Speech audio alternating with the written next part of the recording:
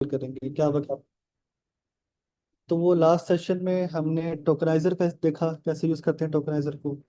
तो उस टोकनाइजर के लिए कुछ वोकेबलरी होती है, वो हमने उसको देखा था सिर्फ और सिर्फ कि वो कैसे बिल्ड करते हैं। फाइन ट्यूनिंग हम ना वीक 12 में देखेंगे, वीक 12 में जाके देखेंगे फाइन ट्यूनिंग क्या होती है। हम्म।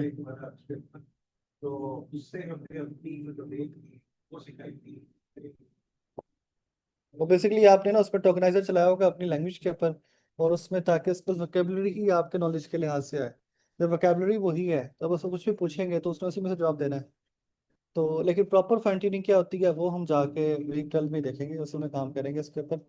अभी वोकेबलरी वाली पार्ट है, अभी तो हमने सिर्फ देखा था कि एलएलएम है क्या, अभी तो हम सिर्फ ग्राउंड्स बिल्ड कर रहे हैं। I think the system will elevate in the fifth lecture में आपको ना पेस बहुत तेज नजर आएगी। मैं पहले से बता दूं, आपको भी कुछ चीज़ें बतानी थी तो इसलिए हम थोड़ा स्लो चल रहे हैं। लेकिन आई आई आई डू एग्री कि slow is the best, but ना हमारे पास टाइम बहुत ज़्यादा नहीं है, 24 वीक्स। और जो हमारे सिर में आइडियाज हैं बहुत ज़्यादा है। और मुझे लगता है कर सकते हैं ना, क्योंकि अब फाउंडेशन को हम जहाँ भी फाउंडेशन आएगी ना, जितनी रिक्वायर्ड होगी उतनी हम जरूर डिस्कस करेंगे। और एक हैबिट के तौर पे अच्छा होगा कि अब आपको जो हम प्रोवाइड करते हैं ना वीक का स्ट्रक्चर के वीक का जो पूरा कंटेंट है, आप अपना ना चैट जीपीटी, आपके पास अगर कोडेक्स है, क्लाउड है, कुछ भी ओपन सोर्स यूज करते हैं, उसको उस प्रोजेक्ट की एक्सेस दें, उस फोल्डर की एक्सेस दें। और उससे वो इन्फॉर्मेशन आप उसे जब चैट करेंगे ना, तो आपके जो भी कस्टम क्वेश्चंस होंगे तो वो बड़ा अच्छा आपको आपके लिहाज से जवाब देगा। और अब लर्निंग ऐसी बढ़ रही है। वो जो आपको फोल्डर मिलता है ना, आपको जिप फॉर्मेट में मिला था, किसमें मिला था आपको? जिप मिला था ना, तो वो जिप जहाँ पे भी अनजिप होगा ना एक फोल्डर बनेगा। आप क्लाउड कोड में किसी भी जगह जाकर इसको अटैच कर सकते हैं। मतलब मैं आपको दिखा सकता हूँ इफ यू वांट कि कैसे होता है। अम,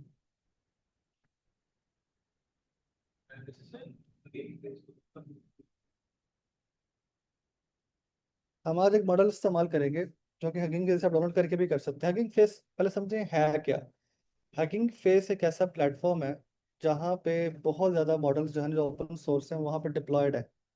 ठीक है, तो आप वहाँ से कोई भी मॉडल ओपन सोर्स से पड़ा उसको डाउनलोड कर सकते हैं।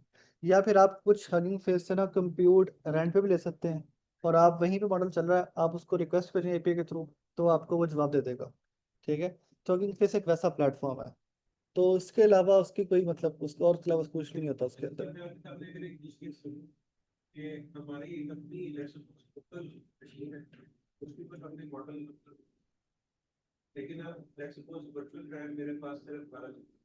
ठीक है, ऐसा सही है, नहीं चला सकते।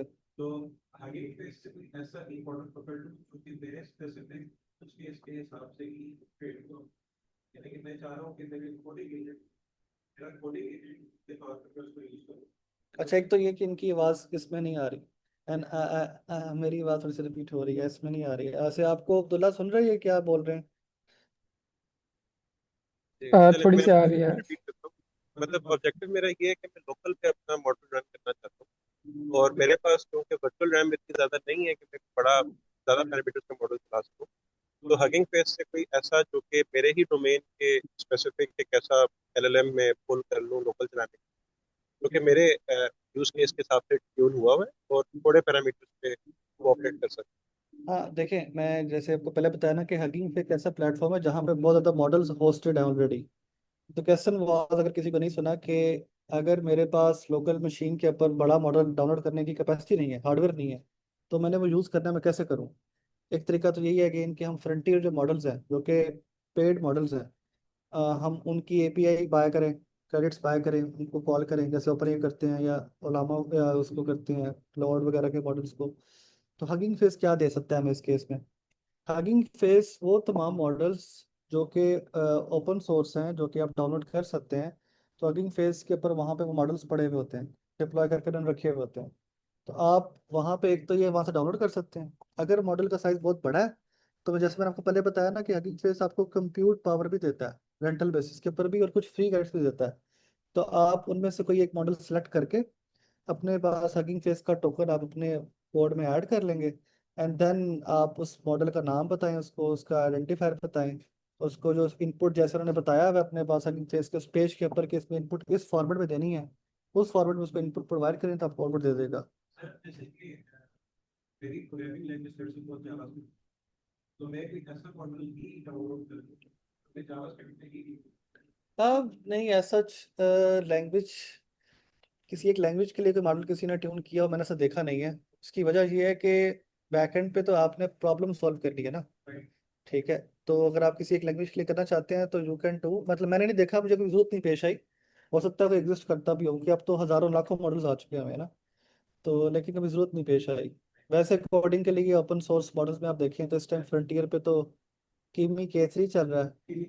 अलबत्ता क्वेन के कुछ मॉडल्स हैं, जैसे क्वेन 2.5 है, वो कुछ ऐसे मॉडल्स भी हैं जो कि आप लोकली भी डाउनलोड कर सकते हैं। चलो, क्वेन के जो मॉडल्स है ना, क्वेन की एक सीरीज आती है कोडर के नाम से, तो वो उन्होंने फाइन ट्यून की हुई है। इंस्ट्रक्ट मॉडल है उनका, वो उन्होंने फाइन ट्यून किया हुआ है कोडिंग वाले उसके ऊपर। पहले तो जनरली ट्रेन किया, उसके बाद फिर उन्होंने कोडिंग वाले जो डाटा सेट थे गिटहब का उसके ऊपर उन्होंने फाइन ट्यून किया है, तो उसके निस्बतन रिजल्ट्स बेहतर आ जाते हैं। बट नेवरदलेस जो फ्रंटियर मॉडल्स अब आ चुके हैं ना, फेबल 5 और ये जो सोल है उसका, जीपीटी का, ये बहुत आगे जा चुकी है गेम अब। ठीक है, तो जनरल पर्पस भी अगर है, इंटेलिजेंस पर टोकन इतनी ज़्यादा हो चुकी हुई है कि I don't see any problem. अगर आप उसको राइट कॉन्टेक्स्ट पास करें तो आप उसको स्पेशल नहीं निकाल सकते। लिविंग द नीश प्रॉब्लम, उसके लिए तो स्पेशलाइज्ड फाइन ट्यून्ड मॉडल्स बनाएंगे ही बनाएंगे। ये एप्लीकेशन पे कर देता है से एरिया है और रनिंग तरह से देखना अपने एरिया से नहीं जाता है फ्लड उसके डेवलपमेंट का है रिमाइग्रेशन पैटर्न जो है उसमें भी हेल्पफुल आप समझते हैं। यार कल ही ना हम एक मीटिंग कर रहे थे, एक पाकिस्तान की कंपनी है जो कि एग्रीकल्चर में काम करती है, और वो $30 बिलियन उनका रेवेन्यू था लास्ट टाइम, और रुपीज सॉरी। तो वो भी उनका भी फोरकास्टिंग का था कि हमने सेल्स को फोरकास्ट करना है कि हम कौन सी अपनी वैक्सीनेशन या कौन सी प्रोडक्ट कहाँ पे कितनी सेल कर सकते हैं, because they have like 100,000 plus distribution across Pakistan. तो forecasting is a challenge for everyone, और उनके लिए पहले जो नंबर आ रहा था ना क्लासिकल एमएल मॉडल्स के साथ, वो जो फोरकास्टिंग आ रही थी, वो 30 to 34% वो फोरकास्टिंग ठीक कर पाते थे, 34% at max. Now they started utilising generative AI, agentic AI, and they could reach up to 74%। ठीक है, अब उसमें ऐसा नहीं है कि उन्होंने सारी प्रोडिक्शन ही जनरेटिव एआई के हवाले कर दी है, नहीं। वो जो एक कुछ टाइम सीरीज मॉडल्स आए हैं, आप जाके चेक करेंगे, गूगल का ही है, आप डाउनलोड कर सकते हैं, चला के चेक कर सकते हैं। गूगल का टाइम सीरीज मॉडल है, उस वो भी इस तरह ही एनएलपी की तरह से काम करता है, और वो ये टेबुलर डेटा के ऊपर ही ट्रेंड है, और वो फोरकास्टिंग के लिए बड़ा अच्छा है, वो आपको हेल्प करता है। और फिर ये जो प्रोडिक्शंस होती है ना, ये बेसिकली है क्या कि आपने किस किस एंगल से फोरकास्टिंग इम्पैक्ट हो सकती है, उन सब फीचर्स को आपने अपने मॉडल में एक फीचर के तौर पे लिस्ट करके उसके ऊपर मॉडल को ट्रेन करना है डाटा के लिहाज से। तो अगर आप हर चीज़ नहीं कर सकते तो उन इंफॉर्मेशन को आप जनरेटिव एआई के थ्रू हेल्प ले सकते हैं। तब एक ऐसा एजेंट बना सकते हैं जिसको पता हो कि यार ये तो मेरे ना कन्वेंशनल एमएल मॉडल ने ना मुझे ये तो प्रोटेक्शन दी हैं, लेकिन अब आपके पास रियल न्यूज़ का भी डेटा आ रहा है, तुम रियल न्यूज़ जाके चेक करो, वेब से सर्च करो, और फिर देखो उसकी बेस के ऊपर कि क्या क्या इम्पैक्ट आ सकता है। ठीक है, तो फिर इस तरह से आपको ना ऑर्केस्ट्रेट करना पड़ेगा कि आपके बिजनेस में कौन कौन से फैक्टर आ सकते हैं। उन सब फैक्टर्स को अगर आप लिस्ट कर सकते हैं बड़े अच्छे तरीके से, एंड देन आप उन सब फैक्टर्स को कैलकुलेट कर सकते हैं, मेजर कर सकते हैं, फिर तो आप क्लासिकल एमएल पे चले जाएं।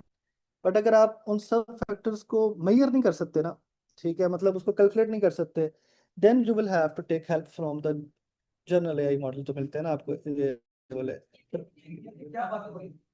ये हम बातें कर रहे हैं कि फोरकास्टिंग के लिए जो है वो क्या किया जा सकता है, तो फोरकास्टिंग के मॉडल्स की अब हम बात कर रहे हैं कि उसमें जाने से हम कैसे हेल्प ले सकते हैं या नहीं ले सकते हैं। हाँ, फोरकास्टिंग से मुराद यही है कि आप कोई बिजनेस कर रहे हैं, और उस बिजनेस में होता है सप्लाई चेन का प्रॉब्लम होता है बस।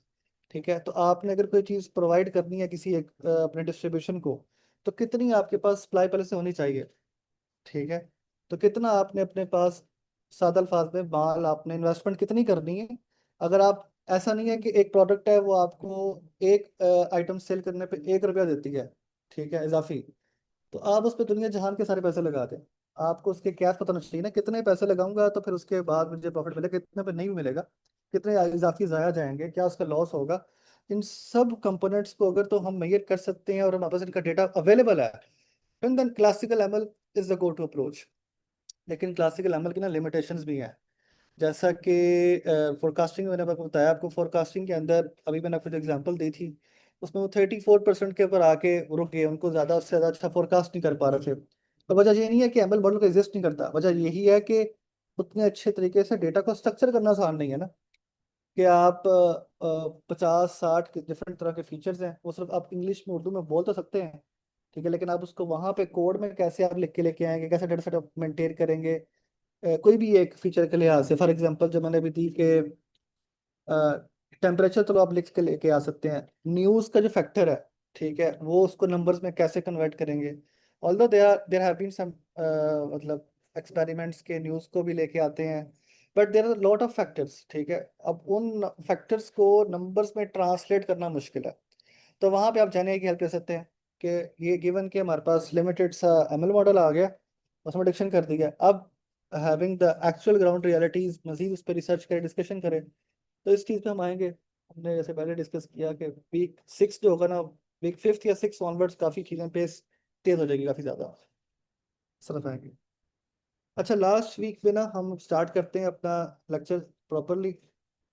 हमने लास्ट वीक में चेक किया था कि व्हाट इज एलएलएम, ठीक है, एंड उसमें टोकनाइजर क्या होता है, टोकन्स क्या होते हैं, और एलएलएम एक्चुअली ब्रेन होता है, हम इस नतीजे पे पहुंचे थे, ठीक है। अब आज का टॉपिक था तो रैग ही, लेकिन मैं चाहता हूँ कि रैग की बजाय ना हम इसको इस एंगल से देखें कि आपके पास डे वन से जब से दुनिया बनी है ना, तो knowledge itself is one of the biggest challenge जिसको दुनिया शुरू से लेकर अब तक सॉल्व कर रही है। सबसे पहले नॉलेज के लिए ब्रेन को यूज किया गया, ठीक है। फिर ब्रेन के बाद लोगों ने लैंग्वेजेस इन्वेंट की टू शेयर द नॉलेज, ठीक है।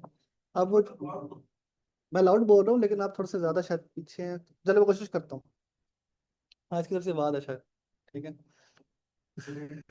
It's okay, I can understand आप कह रहे हैं। तो अब लैंग्वेज जो है ना, लैंग्वेज आप बोल के सुन सकते हैं, ठीक है, और आप उसे याद कर सकते हैं, ठीक है। तो ये वाला प्रॉब्लम आपने हल किया, लेकिन कुछ अरसे बाद ये रियलाइज हुआ कि आप मेमोराइज भी बहुत ज़्यादा कुछ नहीं कर सकते, ठीक है। सो इस प्रॉब्लम को सॉल्व करने के लिए राइटिंग वाज इन्वेंटेड, कि आपने राइटिंग करनी है, और राइटिंग के बाद भी फिर जब राइटिंग आपने कर ली लेट से, तो फिर उसके बाद बुक्स का एरा आया कि चलो बुक्स में लिखते हैं, नॉलेज को कंसोलिडेट करते हैं, दोबारा उसको रेफर करके फिर यूज कर लेंगे। फिर बुक्स बहुत ज़्यादा होने लगी तो लाइब्रेरीज का कॉन्सेप्ट आया, ठीक है। फिर लाइब्रेरीज बहुत बड़ी होने लगी तो इंडेक्सिंग का वो कॉन्सेप्ट आया कि लाइब्रेरी में भी इंडेक्सिंग करेंगे कि ये इस शेल्फ की बात है, इस शेल्फ की बात है। एंड देन फिर कैटलॉग्स आए। इवेंचुअली हमारे पास रिसेंट वर्ल्ड में, डिजिटल वर्ल्ड में हमारे पास सर्च इंजन आए, जिन्होंने हमारा प्रॉब्लम बहुत हद तक सॉल्व कर दिया। जो भी हमने चीज़ फाइंड आउट करनी होती है, तो हम वो सर्च इंजन की हेल्प लेके हम राइट इन्फॉर्मेशन तक पहुंचने की कोशिश करते हैं। हाँ, कैटलॉग जैसे एक लाइब्रेरी है ना, लाइब्रेरी तो बहुत बड़ी है, उसके अंदर बुक्स पड़ी हैं, उसमें इंडेक्सिंग आप करते हैं, कैटलॉगिंग करते हैं कि लेट से आपने एक सर्टेन तरह की जो कैटेगराइज करने के बाद, हाँ, कैटलॉग का वही बता रहा हूँ ना कि कैटलॉग एक किस्म की ना उसकी कैटेगराइजेशन करने के लिए ही है कि ये हमने यहाँ रख दी उस इंफॉर्मेशन की। बेसिकली तो इंफॉर्मेशन का प्रॉब्लम है ना, कि आपने इंफॉर्मेशन को कैसे स्टोर करना है कि बाद में आप उसको अच्छे तरीके से रिट्रीव कर सकें, यही होता है ना मसला। अब हमारे पास जो सर्च इंजन है, उसमें भी गूगल क्या करता है, वो इंफॉर्मेशन को ऐसे कंसोलिडेट करके रखता है कि आप जब उससे कोई क्वेरी करते हैं तो वो राइट इन्फॉर्मेशन लेके आता है, एसईओ वगैरह जो उस पर काम चलता है। तो मेन प्रॉब्लम ये होती है कि आपने इन्फॉर्मेशन को कैसे स्टोर करना है कि आप राइट टाइम पे उसको ना, जब आपको डिजायर होगी आप वो इन्फॉर्मेशन एक्सट्रैक्ट करके ले आए। अब उसके बाद लेटेस्ट जो एक बहुत बड़ा मेरिकल है एलएलएम्स की फॉर्म में, we know from the last lecture that the LLMs can reason, ठीक है, because they have semantic knowledge understanding. और वो नेक्स्ट जो टोकन प्रेडिक्ट करते हैं वो बेस्ड ऑन उनके ट्रेनिंग डेटा पे होता है, ठीक है। और उसकी बेस पे वो कुछ रीजन कर सकते हैं कि अच्छा इस सवाल का जवाब देने के लिए मुझे अब क्या बात करनी है, मुझे अब क्या बात करनी है, अब क्या बात करनी है। बट यहाँ प्रॉब्लम खत्म नहीं होती, ठीक है। You have the brain, but if you don't provide the right context to that brain, then you cannot get to the final answer. ठीक है? सो अगर आप उस ब्रेन को राइट कॉन्टेक्स्ट भी बताएंगे, राइट इंफॉर्मेशन भी प्रोवाइड करेंगे, तभी आपका प्रॉब्लम सॉल्व होगा। ठीक है? और आप देखें, ये इतने भी स्टेप्स हमने कवर किए हैं ना ह्यूमन एवोल्यूशन के अंदर to solve the information problem, इनमें से कोई भी स्टेप खत्म नहीं हुआ। ये हर कोई एक दूसरे को सपोर्ट करता है। ठीक है? एक दूसरे के ऊपर है। अब हम जो रैक की तरफ जा रहे हैं वो उसी प्रॉब्लम में, इसको मजीद सॉल्व करने के लिए, सिंप्लीफाई करने के लिए एक नया कंपोनेंट ऐड हो गया। और ये एलएलएम्स का एलएलएम्स अगर ब्रेन थे, तो ये वो इन्फॉर्मेशन है जिस इन्फॉर्मेशन को सिंथेसाइज करके ब्रेन ने आपको वो आंसर देना जो आपके प्रॉब्लम सॉल्व करेगा। सो ये सब बताने का मकसद ये था कि रैग एक ऐसी चीज़ है जिसको लोग बहुत फॉर ग्रांटेड लेते हैं, यार ये तो रैग ही है, बट एवरीथिंग इज रैग। ठीक है? आप कोड जनरेट करते हैं आउटपुट से। ठीक है? आपकी वेबसाइट बनवाते हैं। आप वैसे कोई वेदर के बारे में पूछते हैं, हेल्थ केयर कोई भी आप इंफॉर्मेशन पूछते हैं, तो एवरीथिंग इज रैग। ठीक है? फ्रंटियर मॉडल्स की भी जो हार्डनेस बनी हुई है, पीछे भी रैग ही चल रहा है। सो नाउ यस यस, वो हम देखेंगे आज ये होता क्या है एवेंचुअली, मतलब बहुत ज़्यादा नहीं। नेक्स्ट वैसे हमारा लेक्चर जो है वो एजेंटिक रैग के ऊपर है। नेक्स्ट लेक्चर से हम थोड़ा बहुत एजेंट्स के साथ आना शुरू हो जाएंगे। और फिर मैंने बताया वीक 6 में हम प्रॉपरली थोड़ा सा एलिवेट करेंगे अपनी स्पीड को। आज हम देखेंगे कि इन साइड में ये है क्या। ठीक है? रिक्वेस्ट है कि एक तो मैं बात पूछी तो रिपीट चलें, ठीक। ओके सो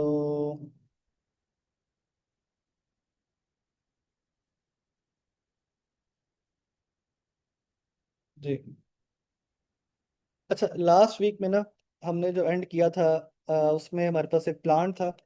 और उस प्लांट का प्रॉब्लम ये था कि जब उस प्लांट पे हमारे पास कोई टेक्नीशियन था, उस टेक्नीशियन ने सवाल पूछा कि एक सर्टन बैरिंग फैन है, वो ज़्यादा हॉट होने लग गया, ज़्यादा गर्म होने लग गया। तो मैंने इसकी इंस्पेक्शन के लिए इसको आइसोलेट करना है, तो कैसे करूँ?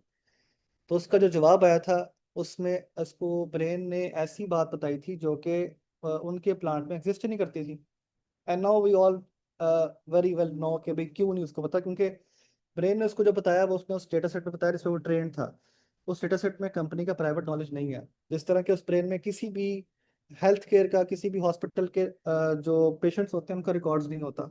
ये सब प्राइवेट डाटा होता है, और ये कहीं पब्लिक नहीं होता, इस पर डाटा ट्रेन भी नहीं हो सकता। तो प्राइवेट डाटा जो है ना, बेसिकली वही आपकी प्रॉब्लम्स को सॉल्व करता है ना। तो वो नहीं था, तो इसके वजह से उसने हेलुसिनेट किया और वो उससे नुकसान बना। फिर हमने दूसरा प्रॉब्लम उसमें देखा था कि प्राइसिंग का जो इशू आ रहा था उसमें। आज हम इन दोनों इश्यूज को रिजॉल्व करने की कोशिश करेंगे।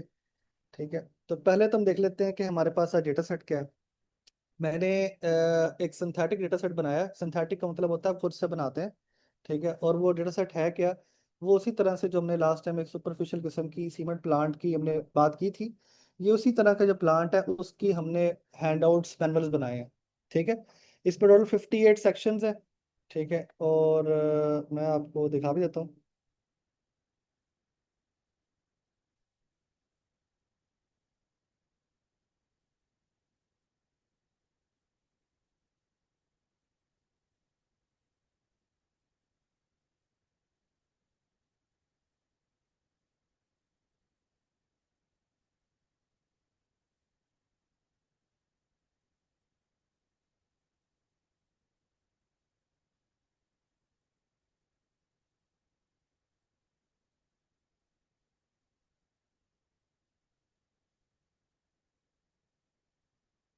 तो ये इस तरह से ना हमने कुछ डॉक्यूमेंट्स बनाए हैं। ये वो हैंडआउट्स हैं। इसमें उन सवालों के जवाब भी हैं जो हमने लास्ट टाइम डिस्कस किए थे। लेकिन बताने का मकसद है कि ये बस एक फॉर्मेट है, ये एमडी फाइल्स हैं जिसके अंदर ना वो 58 डिफरेंट हमारे पास सेक्शंस हैं। इसमें इंफॉर्मेशन लिखी हुई है कि उस पर्टिकुलर प्लांट को रन करने के लिए, उसके ऑपरेटर्स को रन करने के लिए क्या प्रोसीजर फॉलो करना चाहिए। सो बस ये सिर्फ वो वाला नॉलेज है। ठीक है? और इसमें टोटल टोकन्स कितने बता दिए हैं। ठीक है, it's okay, not very important. अच्छा, आज हम, हाँ खैर इस पे चलते हैं। आज हम जो भी ऑफ कोर्स हम बनाएंगे, इसमें कोशिश करेंगे एक तो कि वो कोई भी चीज़ हम खुद से ना अपनी अखज़ करके ले आए। हम प्राइस की कोशिश करेंगे इसमें रिजॉल्व कर लें। और जो कुछ भी हम इसमें रिट्रीव करेंगे उसको साइट करने की कोशिश भी करेंगे, जो हमने लास्ट टाइम डिस्कस किया था। तो एक काम करते हैं, मैंने टर्मिनल ले जाता हूँ उधर।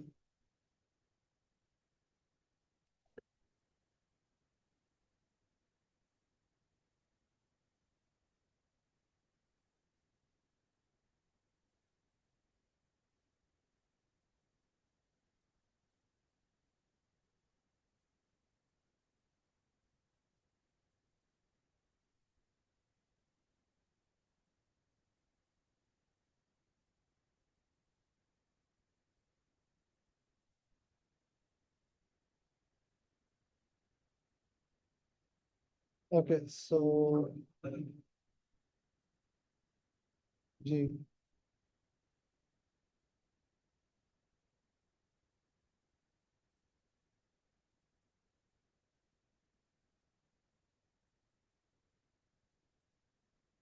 ठीक है। तो पहले हम ज़रा चेक कर लेते हैं एनवायरनमेंट में सब कुछ है। वैसे आपको अपने ये एनवायरनमेंट की फाइल प्रोवाइड की होगी।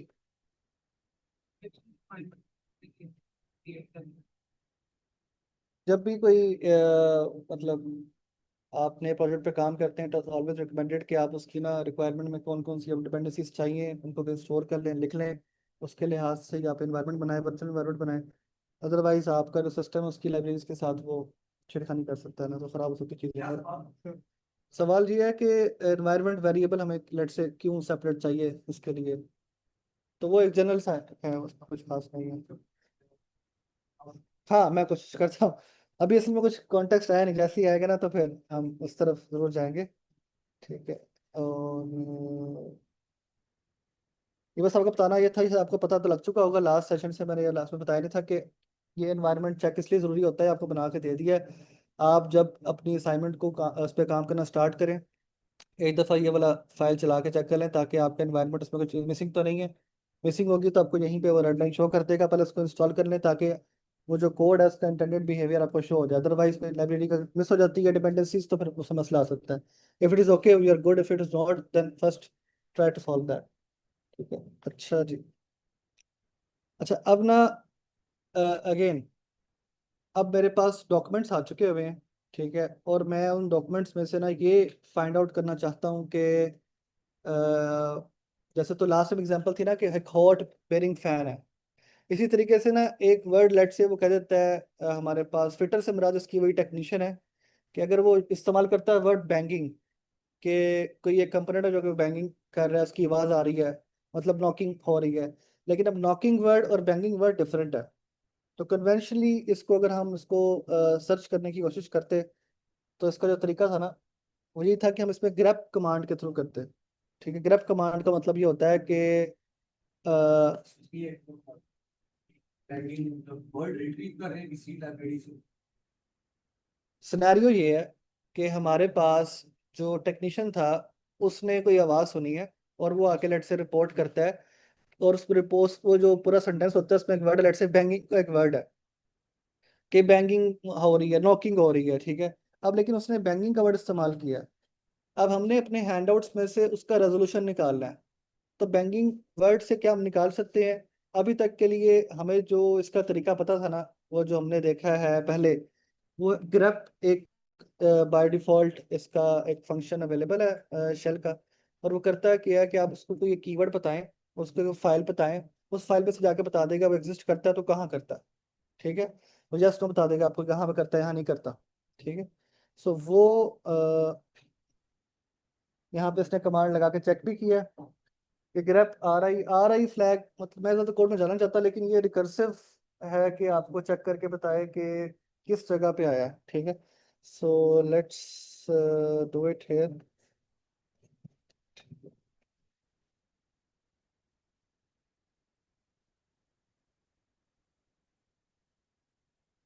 टैगिंग नहीं मिलता, नॉकिंग मिलता है। नॉकिंग आपको तो नहीं पता ना। इन बता दें। नहीं बताएगी ना। देखो ना, अभी तक आपको सवाल ये मिला है कि बैंगिंग हो रही है। ठीक है। अब उसका हल चाहिए, उसका हल कैसे निकलेगा हमने उस डॉक्यूमेंट्स में से देखना था। अब वो डॉक्यूमेंट्स एज्यूम करें हमारे पास थाउजेंड्स ऑफ पेजेस के डॉक्यूमेंट्स हैं जो कि ऐसे ही होते हैं मैनुअल्स। ठीक है। अब बैंकिंग का आप सर्च करेंगे, बैंकिंग का वहाँ वर्ड ही नहीं है तो इसका मतलब आपको जवाब नहीं मिला। ठीक है। तो यही हम जरा डिमॉन्स्ट्रेट करने की कोशिश करने लगे हैं। ये थोड़ा सा मैं मल्टीपल जगह पे वो कैपिटल से फर्क नहीं करता। नहीं करता ना। ये तो वैसे शेल का अपना वो है ना, वो देखे मैंने कमांड चलाई है आउटपुट कुछ भी नहीं आया, इसका मतलब है उसको कुछ मिला नहीं।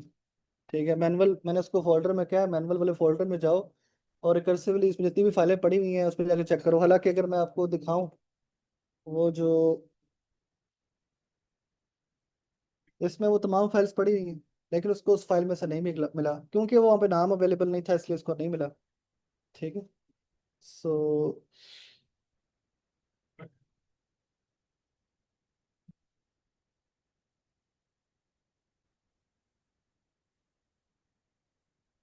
ओके, और ये आप समझ लें, ये ग्रैप का मतलब है कंट्रोल एफ। कंट्रोल एफ से लगाते हैं ना, पीछे यही लगा होता है, ठीक है, सर्च करके लेके आता है। कीवर्ड सर्चिंग स्ट्रिंग सर्च करता है, यस। अच्छा, अब इसका हल ये है कि अगेन इसका हल के लिए हमें कुछ ऐसा चाहिए जो कि मीनिंग्स को भी सर्च करके ले आए, ठीक है। जैसा कि अगर हमारे पास बैंगिंग था, तो बैंगिंग का मतलब नॉकिंग एक ही चीज़ बनती है, तो हमें कोई ऐसी चीज़ चाहिए जो कि ना उसका मीनिंग भी उठा के ले आए। तो यहाँ पे कॉन्सेप्ट आता है कि अब हम क्या करते हैं। अब यहाँ पे कोई नई इन्वेंशन चाहिए थी कि हमें ना मीनिंग्स की बेस के ऊपर सर्चिंग भी हमारे पास हो जाती। अगेन हम प्रॉब्लम इन्फॉर्मेशन का ही सॉल्व कर रहे हैं। अब मीनिंग्स की बेस के ऊपर इंफॉर्मेशन रिट्रीव करने के लिए जो नया कॉन्सेप्ट इंट्रोड्यूस हुआ वो था एम्बेडिंग मॉडल्स का, ठीक है। एम्बेडिंग मॉडल्स सिंपल एक न्यूरल नेटवर्क होता है, कुछ लेयर्स होती हैं उसके अंदर, और उसका काम सिर्फ यही है कि जितना भी डेटा सेट है ना, उसमें उसको सवाल देते हैं, जवाब देते हैं, और दो सिमिलर सेंटेंस देते हैं, सिमिलर टोकन्स देते हैं, और उसमें बता देते हैं उसको ये दोनों सिमिलर है, ये सिमिलर नहीं है। इस तरीके से वो ट्रेन होता है। उसका बड़ा सा डेटा सेट है, लाखों लेट्स से उसके ऊपर रोज के ऊपर वो ट्रेन हुआ होगा, और हर एक रो दूसरी रो के साथ अगर मैच करती है तो उसका स्कोर उसको बता के इस तरीके से मॉडल ट्रेन किया हुआ है, ठीक है।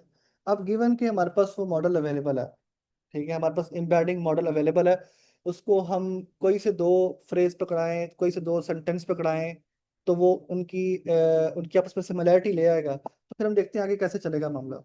और एक और चीज़, ये जो एम्बेडिंग होती है ना बेसिकली, इसको कैसे समझ में आती है। एम्बेडिंग बेसिकली एक वेक्टर है, ठीक है। डायरेक्ट उसके अंदर ना होती है डायमेंशन होती हैं। ये वाला जो हम अभी यूज कर रहे हैं, ये 700 कुछ इसके अंदर डायमेंशंस हैं। तो डायमेंशन की जरूरत क्यों पेश आती है। डायमेंशन की जरूरत इसलिए पेश आती है कि हम अपना जो भी हमने लिखा हुआ है सेंटेंस, ठीक है, उसका क्या मतलब बनता है, उसके मतलब के लिहाज से ना हम उसकी कोई डायरेक्शन असाइन करते हैं। इस डायमेंशन में इसकी ये डायरेक्शन बनती है, इस डायमेंशन में इसकी ये डायरेक्शन बनती है, और ये हमें नहीं पता होता क्या है। ये मॉडल इटसेल्फ इंटरनली अपनी इवेलुएट करता है। और वो 784 करेंगे, तो लेट्स से हमारे पास 1 लाख डिफरेंट तरह के कंपोनेंट्स हैं, उनका डेटा सिमेंटिकली किस तरह से मैच करता है वो आ जाएगा। अगर हम इससे बड़ा एक मॉडल लेके आएंगे, जैसा कि अब इमेजेस की बात कर लें, आप में सब ने गूगल फोटोज यूज किया होगा, या एप्पल में जो फोटोज वाला होता है वो यूज किया होगा। उसका भी जो मैकेनिज्म है ना, वो आपको अगर आज असाइनमेंट में दिया जाए तो मेरा नहीं ख्याल कि मुश्किल होगा, बनाया जा सकता है। कि गिवन आपको एक इमेज दी जाए, लेट्स से अपनी इमेज देता हूँ मैं, ठीक है, और आपके पास एक पूल ऑफ इमेजेस है जिसमें मेरी भी है, आप सबकी भी है, तो वो आपकी ही इमेजेस सारी उठा के ले आए, ठीक है। तो ये सिंपल, ये क्या होता है, ये भी एम्बेडिंग्स ही होती है। आपके इमेज की एम्बेडिंग्स बनाएगा वो, और फिर जाके बाकी सबसे सर्च करेगा, उनसे मैच करेगा, और जो उसको मिलती है करीबी करीबी वो उठा के ले आता है। इसके लिए जो मशहूर एम्बेडिंग मॉडल है और मल्टी मॉडल है, वो क्लिप है। क्लिप काफ़ी अच्छा है, वो आप इमेजेस के लिए यूज़ कर सकते हैं। ये डायमेंशंस का एक कैलकुलेट 700 यार वो इंटरनली डायमेंशंस देखें, जब आप मॉडल बनाते हैं ना, तो आप उसको बताते हैं इस मॉडल के कितने डायमेंशन होंगे, ठीक है। शुरू में आपको बताना पड़ता है ना कि आप एक लेट से इनपुट लेके आ रहे हैं, वो इनपुट आप एक वेक्टर दे रहे हैं, तो उसकी क्या डायमेंशन है। इसमें लेट से 784 डायमेंशन उसकी थी, ठीक है। तो वो जो एक टोकन होगा ना, पहले वो एक आइडेंटिफायर था, लास्ट हमने क्या देखा था, टोकनाइजर ने एक नंबर दिया था, एक उसको टोकन को, उसका आइडेंटिफायर था, ठीक है। अब वो एक टोकन नहीं है, क्योंकि दो नंबर्स आपस में क्या सिमिलरिटी शो करेंगे, कुछ भी नहीं कर सकते ना, ठीक है। दो नंबर्स का आपस में क्या रिलेशन है मैं नहीं बता सकता, अनलेस के मैं किसी ना किसी क्राइटेरिया पे उसको एवेलुएट करूं। उस क्राइटेरिया को लेट से मैंने कहा जी मैं 784 डिफरेंट डायमेंशन में एवेलुएट करूंगा। अब मेरे पास 784 डायमेंशंस के अंदर दो नंबर्स को, दो आइडेंटिफायर्स को कंपेयर करने के लिए 784 वैल्यूज आया करेगी, उनकी बेस पे कुछ ना कुछ कर सकते हैं। तो उसमें वो डायरेक्शन होती हैं, वो बहुत ज़्यादा इन डेप्थ हो जाता है, उसकी जाने की जरूरत नहीं है, लेकिन आप से उसको समझने के लिए सिर्फ यही है कि वो 784 डायमेंशंस के अंदर जाके चेक करता है कि ये दो सेंटेंसेस आपस में कितना मैच करते हैं। हाँ जरूर। देखो, मैं जिस जनरल बात बताता हूँ। बात यह है कि ना, डायमेंशन का क्या मतलब है, एम्बेडिंग का क्या मतलब है, ठीक है। आप इमेजिन करें कि एम्बेडिंग कुछ इस तरह की चीज़ है जो कि फॉर एग्जांपल मैं एम्बेडिंग डिफाइन करता हूँ इन 2 डायमेंशन। और 2 डायमेंशन ये है कि ये जो वर्ड है, ये पॉजिटिव वर्ड है या नेगेटिव वर्ड है। पॉजिटिव वर्ड का मतलब क्या है कि इसमें कोई नेगेटिव इमोशन, पॉजिटिव इमोशन है या नेगेटिव इमोशन। ठीक। अब एक तरीका ये हो सकता है कि मैं उसको 2 डायमेंशन में इमेजिन करूं। ठीक है। अब how will I will take all the words and I will say अच्छा ये वर्ड पॉजिटिव है, ये वर्ड नेगेटिव है, ये पॉजिटिव है, ये वर्ड नेगेटिव है। अब अगर फॉर एग्जांपल मैं कोई पॉजिटिव वर्ड उठाता हूँ, तो उसकी पॉजिटिव के साथ अगर मैं डॉट प्रोडक्ट लूंगा, तो क्योंकि वो दोनों पे इस जगह पर 1 होगा, तो मेरा आंसर काइंड ऑफ आएगा कि यार ये सिमिलर है। ओके।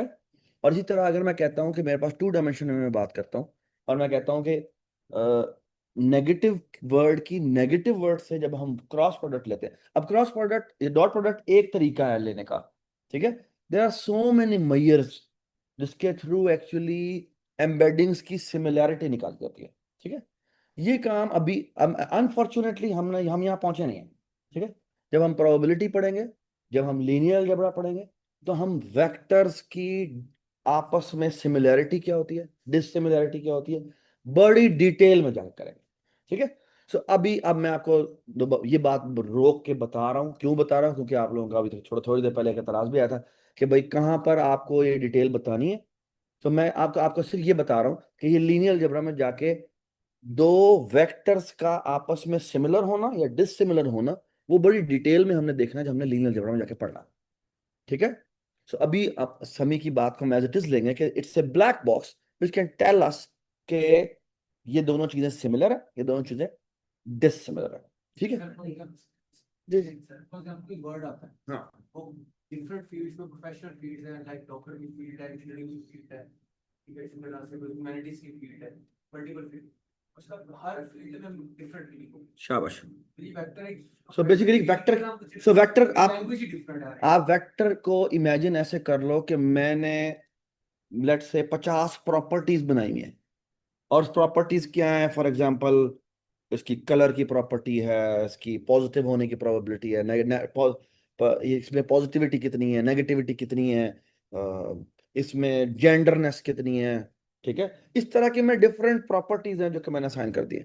ठीक है। अब इन प्रॉपर्टीज को हम ओवरऑल क्या कहते हैं? आप समझ लें कि एक वेक्टर है, इसकी एक वेक्टर रिप्रेजेंटेशन है। ठीक है। तो हर एक वर्ड जो होगा उसकी एक वेक्टर रिप्रेजेंटेशन होगी। ठीक है। आगे जाके एम्बेडिंग क्या होती है? एम्बेडिंग मतलब ये कि मैंने एक पूरा का पूरा कॉन्टेक्स्ट है, उसकी भी एक रिप्रेजेंटेशन बना ली है कि एक पूरा पैराग्राफ का क्या मतलब है। ठीक है। ये हम बड़ी डिटेल में जाके देखेंगे जब हम आगे जाके लीनियर अलजेब्रा पढ़ेंगे। नहीं, रैग का यूजेज हमारे पास हर उस जगह पे आएगा जब हमने अपने ब्रेन को राइट कॉन्टेक्स्ट प्रोवाइड करना है। जैसे मैंने स्टार्ट में कहा ना कि एक है ब्रेन जो कि रीजन कर सकता है, अपने उसने इन रीजन किस इंफॉर्मेशन पे करना है, वो रैग एक टूल है जिसके थ्रू हम उसको राइट इंफॉर्मेशन प्रोवाइड करते हैं। ठीक है। तो ये इसलिए मतलब ये बहुत ही क्या कहना चाहिए इसको, इनएविटेबल है अच्छे रिजल्ट्स लेके आने के लिए हमारे लिए। फील्ड की बात ठीक है। हाँ ये बिल्कुल ठीक है। जैसे देखें मैं आपको जैसे बता रहा हूँ ना कि डायमेंशंस है ना, अब उस डायमेंशंस को आप फीचर्स कह लें, फील्ड्स कह लें, फीचर्स कह लें, जिस तरह से भी इसको आप एज्यूम करें उसको, मकसद यही है उसमें कि आपने, मैं जैसे बताया ना कि हमारे पास टोकन्स दो आइडेंटिफायर्स हैं। एक टोकन के पीछे लिखा होगा 576, एक पे लिखा होगा 234। अब इनके दरमियान क्या सिमिलरिटी है? I can not tell it. That is why for each token I have a vector representation जिसमें वो 784 डायमेंशंस हैं, यानी कि 784 डिफरेंट नंबर्स हैं। अब एक वेक्टर को, एक टोकन को, एक वर्ड को, एक पैराग्राफ को समझाने के लिए हमारे पास वो 784 नंबर्स आ जाते हैं। अब वो 784 नंबर्स मैं किसी और जगह जाता हूँ, किसी और टोकन के साथ मैं कंपेयर करना चाहता हूँ, तो वहां पे मैं उनको कंपेयर कर सकता हूँ। क्यों? क्योंकि हमारे पास डायमेंशंस बढ़ चुकी हुई हैं, और हर एक में कोई ना कोई एक फील्ड आपस में उनकी मैच करेगी तो एक एंगल से आएगी। लेकिन होगी कब? अगर वो सब के सब उनकी एम्बेडिंग्स एक किसी यूनिफाइड मॉडल से निकाली जाए। ठीक है। तो वो हम उस स्टेप में तो फिलहाल नहीं जा रहे। ठीक है। अलबत्ता अभी के लिए आप एम्बेडिंग की डेफिनेशन ये पढ़ लें जो नीचे लिखी हुई है कि ये एक लर्नड मैप है आपके पास। इसको इनपुट में आप कोई वर्ड देंगे, ठीक है, कोई आपको कॉन्टेक्स्ट देंगे, तो आउटपुट पे आपको वेक्टर देगा। कि इस एम्बेडिंग मॉडल के लिहाज से मेरे ख्याल में मतलब वो जो अपने सिंथेसाइज करेगा उस पर ये वेक्टर बनता है, ये इसकी वेक्टर रिप्रेजेंटेशन बनती है। तो जब भी आपको दोबारा इसको चेक करना है कि ये वेक्टर रिप्रेजेंटेशन किसी और कॉन्टेक्स्ट से कितनी सिमिलर है, तो दोबारा से उस जो है कॉन्टेक्स्ट को भी उठाएं, उसकी भी वेंडिंग बनाएं, फिर आपको पता लग जाएगा कितना मैच करता है। तो ठीक है, तो अभी हम सिर्फ इसकी ज्योमेट्री को अंडरस्टैंड करने की कोशिश करेंगे, इसके अलावा नहीं। तो मैं छोटी सी यहाँ पर बात करूंगा जो मेरे सामने बड़ी जरूरी है, जो अभी सभी ने करी है और उसे जान बुझ और वो ये है कि ना कि आप प्लीज अंडरस्टैंड कि मैं किसे क्यों कही है। ये जो मैंने अभी बात की थी ना कि अ, अभी जो मैंने हमने बात की थी कि शायद वो लेट्स से 10 मेजर्स हैं, एक पॉजिटिविटी का, नेगेटिविटी का, या एक कलरनेस का, या वगैरह वगैरह वगैरह। एक्चुअली न्यूरल नेटवर्क क्या समझता है ये हमें नहीं पता, इसीलिए समी ने ये कहा है they are just numbers and they are magically working. Okay, वो हम इसे इमेजिन, मैंने अभी आपको करवाने के लिए कहा, हो सकता है वो इस तरह की फील्ड, हमें नहीं पता। ठीक है, जब आप न्यूरल नेटवर्क बनाएंगे और जो आपको पीछे जो लर्निंग का मॉडल आपको दिखाएंगे, you will be very surprise कि वो क्या होगा। ओके, वो हमें नहीं पता। ठीक है, वो क्या चीज सीख रहा है, बट ऑटोमेट वो क्या चीजें हैं, वो बेसिकली बैक एंड पे जाके क्या बनते हैं। मैं आपको थोड़ा सा बता दूं, वो पॉलिनोमियल्स के कॉन्स्टेंट्स होते हैं। आप पॉलिनोमियल के कॉन्स्टेंट्स से उसकी प्रॉपर्टीज क्या फिगर आउट होंगी, that is something we don't know, God knows. हाँ, पूरे का पूरा जो हमारा वेट होता है, जो पूरा हम कहते हैं ना मॉडल, मॉडल है क्या? मॉडल में सिर्फ नंबर्स पड़े होते हैं और एक्चुअली वो किसी एक पॉलिनोमियल के कांस्टेंट्स की वैल्यू होती है। वो पूरी इक्वेशन के अंदर ना, लेट्स से अगर 7 बिलियन है, इसका मतलब उसमें 7 बिलियन कांस्टेंट्स है, जिनकी क्या वैल्यूज हैं बस वो उसमें लिखी होती हैं। ठीक है, उस इक्वेशन में लगाएं तो चलना शुरू हो जाएगा। फॉर एग्जांपल अगर एक वर्ड 1 MB का आपके पास है और उसने 1000 रिप्रेजेंटेशन का फॉर्म एक वेक्टर दे, उसको मजीद रिफाइन करेंगे मतलब वो उसको नहीं देखो आप, मीनिंग बनाने देखें, जो एक वर्ड है ना, एक वर्ड को रिप्रेजेंट करने के लिए हमने पहले टोकन बना लिया था। तो टोकन तो एक नंबर होगा ना, तो नंबर 1 MB का नहीं हो सकता। ठीक है, वो एग्जांपल के वो एक नंबर है सिर्फ और सिर्फ ना। ठीक है, वो जो नंबर है ना, टोकन मेरे पास आ गया है। ठीक है, अब उस टोकन को मैंने उसकी एम्बेडिंग्स क्रिएट करनी है, तो मैं वो पास करूंगा इस एम्बेडिंग मॉडल में। ठीक है, और ये मुझे एक वेक्टर दे देगा, उससे वो उस टोकन की मुझे एक वेक्टर रिप्रेजेंटेशन दे देगा। ठीक है, पूरी की पूरी। अब अगर जब मैंने कॉन्टेक्स्ट पास किया तो उसमें 5 टोकन्स थे। ठीक है, तो मुझे ये 5 वेक्टर्स रिटर्न कर देगा। ठीक है, इस तरीके से होता है। क्वेश्चन है कि एक टोकन पास किया है, उसका वेक्टर उससे कितना स्पेसिफिकली रेलेवेंट, मतलब वन वर्ड है वेक्टर की साइज कितना बड़ा होता वेक्टर का साइज उसी है, उसी साइज का होगा। वेक्टर का जो साइज है ना, देखो, वेक्टर का साइज रहेगा उतनी डिमेंशन का जितनी डिमेंशन का मॉडल है। हमारे केस में 784। ठीक है, अब उसकी रेलिवेंस, कभी भी किसी एक चीज की रेलिवेंस नहीं होती। मैं ये नहीं कह सकता कि ये कितना रेलिवेंट है। मुझे इसका रेलिवेंस बताने के लिए कोई साथ में दूसरा मुझे कंपेटिटर चाहिए ना, तो वो जब तक नहीं होगा तो मैं नहीं बता सकता। ठीक है, वो इसकी वेक्टर रिप्रेजेंटेशन बता देगा। इसकी 784 डायमेंशन के अंदर, यार इस डायमेंशन में ये 2 पे रैक करता है, इसमें ये 3 पे है, इस पे 4 पे है। हो सकता है किसी एक डायमेंशन में इसका कलर था और कलर में सिल्वरनेस थी, तो उस पर उसने इसको 10 दे दिया था। हो सकता है किसी एक डायमेंशन के अंदर हमारे पास साइज था और साइज इसका 15 है, तो उसने उसको 15 वहां दे दिया, रैंक उसको दे दिया। तो दैट इज पॉसिबल। ठीक है, बट आई थिंक दिस हम वी आर, है, मीनिंग कैसे हल करेंगे ये आपको लीनियर अलजेब्रा में पता लगेगा। ठीक है, हम आगे बढ़ते हैं। सो कैन वी से कि ये जो एम्बेडिंग है ये मेटा डाटा है टोकनाइजर का? एक सेकंड, ये ना कुछ कहना चाह रहे हैं जी, बोले आप। कैन वी से कि ये जो एम्बेडिंग है ये it is the meta data of tokenizer token, if meta data of token? आप कह सकते हैं कि उसका मेटा डाटा हो जाएगा उस टोकन का। Yes, I think this make sense, this analogy make sense to me. और वैसे सादा अल्फाज में हम ये कहना चाह रहे हैं कि जो टोकन हमारे पास पहले आया था, अब उस टोकन का उसके साथ में बहुत ज़्यादा प्रॉपर्टीज अटैच कर दी है, मतलब उस टोकन के साथ बहुत ज़्यादा मेटा डाटा अटैच कर दिया। लेकिन हम जिस डायरेक्शन में बढ़ रहे हैं ना, कुछ लोग इससे कंफ्यूज भी हो जाएंगे। सो आई वुड रादर, समझ आ गई आपको? बस ठीक, बस ठीक, बेहतरीन, नाइस नॉलेज। वही बात करें, बात अपनी नहीं हो समझ एग्जैक्टली, मतलब जो वेक्टर है वो एग्जैक्टली भी नहीं समझ सकता। मतलब इस बात मैथमेटिक्स में कह रहे हैं वेक्टर मैट्रिक्स वेराइटीज कैसे निकालते हैं, पैरामीटर के साथ की बड़ी मैट्रिक्स क्योंकि एक यार अभी देखो मैं चलो मैं समझाता हूँ क्या लेट्स इसको क्लियर करके फिर आगे बढ़ते हैं। देखो जब मैंने कहा ना कि हमारे पास 784 डायमेंशंस का मॉडल था, ठीक है, तो उस मॉडल में उस 784 डायमेंशन का क्या मतलब है? इसका मतलब है उस मॉडल के पास 784 वैल्यूज हैं, ठीक है। अब उस 784 वैल्यूज किस चीज की हैं? ठीक है, क्या हमने उसको बताया कि किस चीज की वैल्यूज है? वो हम ऐसे नहीं बताते ना, क्योंकि मॉडल्स की जो होता है ना, जो एआई मशीन लर्निंग होती है ना, कन्वेंशनल प्रोग्राम में आप उसको इनपुट बताते हैं and you tell it the process, it gives you output. Machine learning में you give the input, you tell the output. Process जो है ना इंटरनली वो क्या उसने करना है वो खुद से आइडेंटिफाई करता है, ये फर्क है ना इसमें। और इसके प्रोसेस के अंदर क्या होता है, इसके प्रोसेस के अंदर बहुत सारी वैल्यूज होती है, नंबर्स होते हैं। और नंबर्स क्या होने चाहिए? हम उसे बता देते हैं यार इस इनपुट पे ना ये आउटपुट आनी चाहिए। वो लॉस फंक्शन की बेस के ऊपर वैल्यूज को अपडेट करता रहता है। अब हो सकता है उस वेट्स को जब उसने एडजस्ट किया उसमें किसी एक कलर की वैल्यू रिप्रेजेंट कर रही थी, लेकिन लिखा नहीं कहीं वो था ग्रे है। वो तब होगा अगर हम उसे खुद से पहले बता दें। वो हम नहीं कर रहे, वो खुद से लर्निंग कर रहा है। किसी एक डायमेंशन में इसका ये बता दिया उसने कि अच्छा ये कितना स्ट्रांग है। तो स्ट्रेंथ में हो सकता है कि अगर इसके मुकाबले में एक टैंक की हम इमेज दें तो टैंक की स्ट्रेंथ बहुत ज्यादा शो कर दे। तो लेकिन वो क्या उस पे नंबर वो क्या रिप्रेजेंट कर रहा है, we can not tell that exactly, but we can only tell that कि यार ये किस डायरेक्शन में है। इसके साथ कंपैरिजन में जब हम एक और लेके आएंगे ना, हम बता देंगे ये दोनों कितना मैच करते हैं, ये हम बता सकते हैं। ठीक है, इस तरह से आगे बढ़ते हैं हम, ठीक है। और अभी के नई एनालॉजी हमारी जो बनी है वो यही है सिर्फ और सिर्फ कि एम्बेडिंग हमारे लिए लर्न किस्म का मैप है। इसको इनपुट पे हम पास करते हैं कोई वर्ड, और आउटपुट पे हमें ये एक वेक्टर रिटर्न कर देता है। ठीक है, तो ये हमारी सिंपल इसकी अंडरस्टैंडिंग है। आई होप कि इसमें कोई कंफ्यूजन नहीं होगी।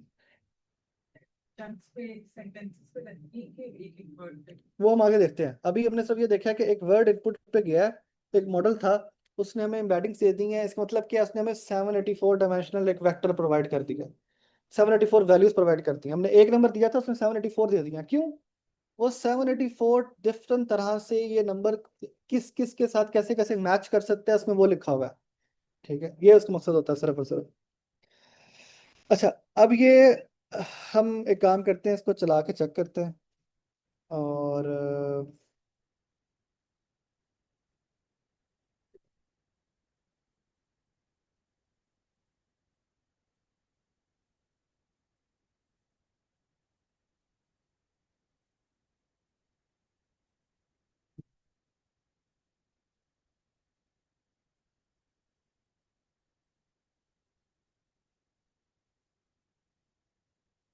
अब देखें, जैसा है ना यहाँ पे लिखा हुआ था एक sentence, the fan bearing is running hot.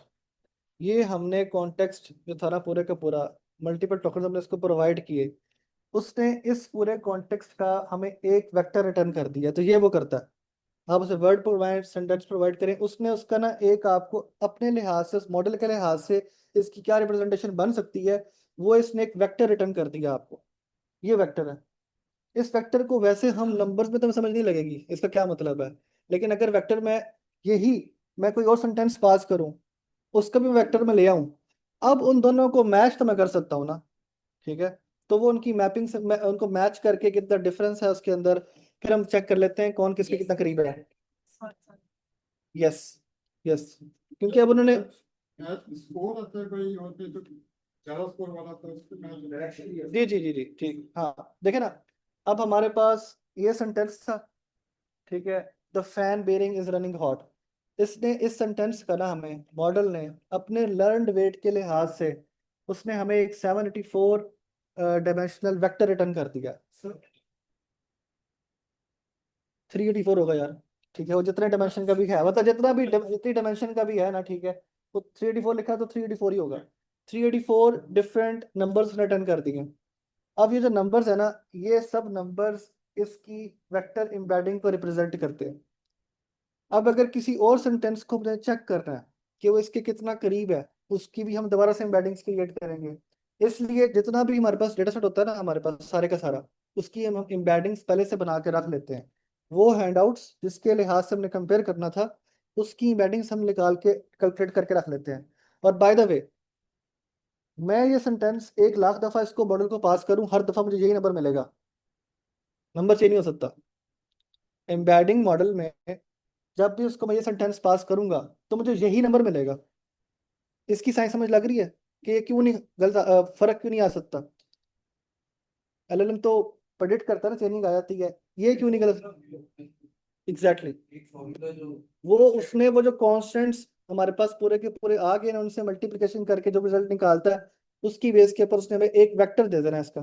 ठीक है। सबसे क्लास में फिर हम डायमेंशन प्रोड्यूस करें, कोई तो गलत मत confuse यार डायमेंशन का मतलब ये है कि ना, ये एक एरे है जो कि 384 उसमें नंबर्स लिखे हुए हैं। हाँ नंबर्स है। हाँ बस उसको ना, डायमेंशन उसको देखें, उसको जब हम मशीन लर्निंग की ज़बान में बात करेंगे ना तो उसको हम डायमेंशन ही कहते हैं। क्यों?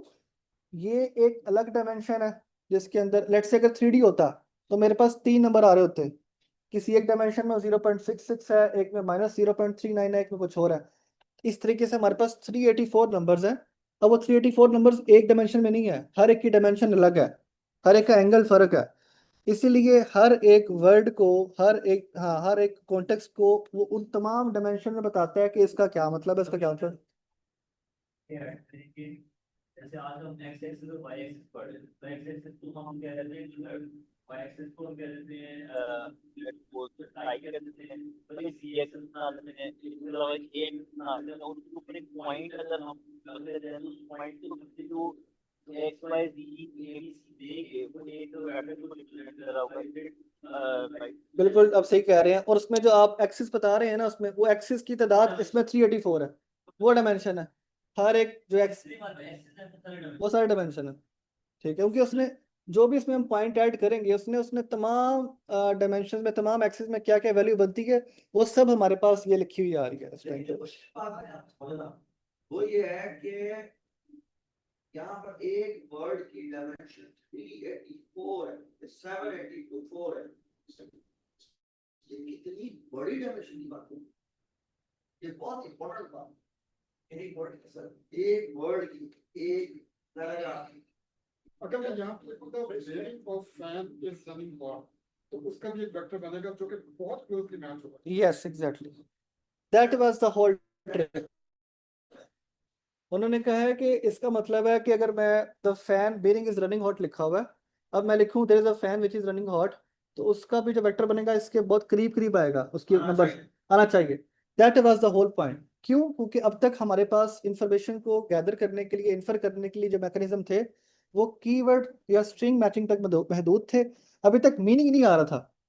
तो मीनिंग आने के लिए अब मीनिंग मीनिंग हम किस तरह से उसको कहेंगे, यार ये वाला मीनिंग इसमें बता दो मुझे।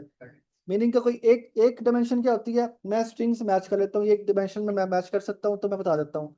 अब मैंने सिर्फ बाहर बढ़ना है, ठीक है, तो मीनिंग किस डायमेंशन में होगा यू नेवर नो। ठीक है, और आप उसको फिक्स कर भी नहीं सकते, करना बेहतर होगा भी नहीं। दैट इज वाई हमारे पास इसमें डीप न्यूरल नेटवर्क आता है। इस केस में वो 384 डायमेंशनल था, तो उसने 384 डायमेंशंस में जाके इसने उसका नंबर एलोकेट किया इसको। ठीक है, डिपेंडिंग अपॉन अगेन वो नंबर उसने कैसे निकाले, इसकी जब ट्रेनिंग की तब हम जाएंगे ना, अब हम बाद में आएंगे वीक 6 में शायद, नहीं सर वीक 9-10 में, मुझे remember I don't remember correctly. वहां पे पता लगेगा आपको कि इनपुट और आपने आउटपुट दी है तो उसमें लॉस फंक्शन की बेस पे कैसे इंटरनली अपने नंबर्स को चेंज करता है। वो सिर्फ देखता है कि अच्छा, मुझे उसने कहा था कि the fan bearing is running hot, और यहाँ पे मैं लिख देता हूँ the fan bearing is cool लेट से। तो इन दोनों को आपस में कितना इनका स्कोर बनता है ये उसने पहले प्रोवाइड किया। अब मुझे इसको करीब करने के लिए अपनी उन पॉलिनोमियल्स की कॉन्स्टेंट्स को कैसे अपडेट करना है कि इन दोनों का स्कोर 0.7 से ऊपर ना जाए। ये सिंपल विषय एडिशन एंड मल्टीप्लिकेशन होती है, इसके अलावा कुछ नहीं होता। इसीलिए एम्बेडिंग मॉडल्स में अगर आप एक इनपुट इसको जितनी मर्जी दफा दें, आउटपुट पे वही नंबर आएगा, वही वेक्टर आएगा, चेंज नहीं हो सकता। ठीक है, अलबत्ता इसमें कुछ भी आप स्पेस आगे पीछे कर दें, इस और हम कुछ इसमें ऐड कर दें कि टोकन अपडेट हो गया कोई ना कोई, तो फिर इसमें चेंज आ सकता है, लेकिन वो चेंज काफी कम होगा। हाँ, एम्बेडिंग मॉडल होते हैं इनकोडर ओनली मॉडल्स। क्यों? क्योंकि इसमें आपने जो इनपुट इसको दिया इसने इनकोड करके एक एम्बेडिंग वेक्टर बना के दे दिया आपको। The LLM which we are using currently, ठीक है, मतलब जैसे चैट जीपीटी देख लें और देख लें, यार these are encoder decoder models. वो 2 स्टेप पे काम करता है, उसमें पहले स्टेप में इनकोडिंग हो जाती है, उसके बाद आगे उसने आउटपुट देनी होती है तो वो डिकोडर भी आता है। अभी हम उसके आर्किटेक्चर पे नहीं आ रहे। ठीक है, एम्बेडिंग सिर्फ पहला हाफ काम कर रहा है, आपने इनपुट दी, उसको उसकी बेस पर उसने कोड कर दिया उसको एक वेक्टर के फॉर्म में, तो वहीं पे आ रहे हैं। एम्बेडिंग्स हमारा न्यूरल नेटवर्क करता है, ये सिंपल न्यूरल नेटवर्क है। मैं यही असल में ना इसीलिए मैं टाइम स्पेंड कर रहा हूँ इस चीज़ के ऊपर, not from the coding perspective but from मतलब एलिमेंट्री लिहाज से कि किस तरीके से इस चीज़ को समझा जाए कि जो एम्बेडिंग है वो क्या चीज़ है। आई होप कि अगर आपको नहीं समझ लगी आप मुझसे खुल के पूछें, बिकॉज ये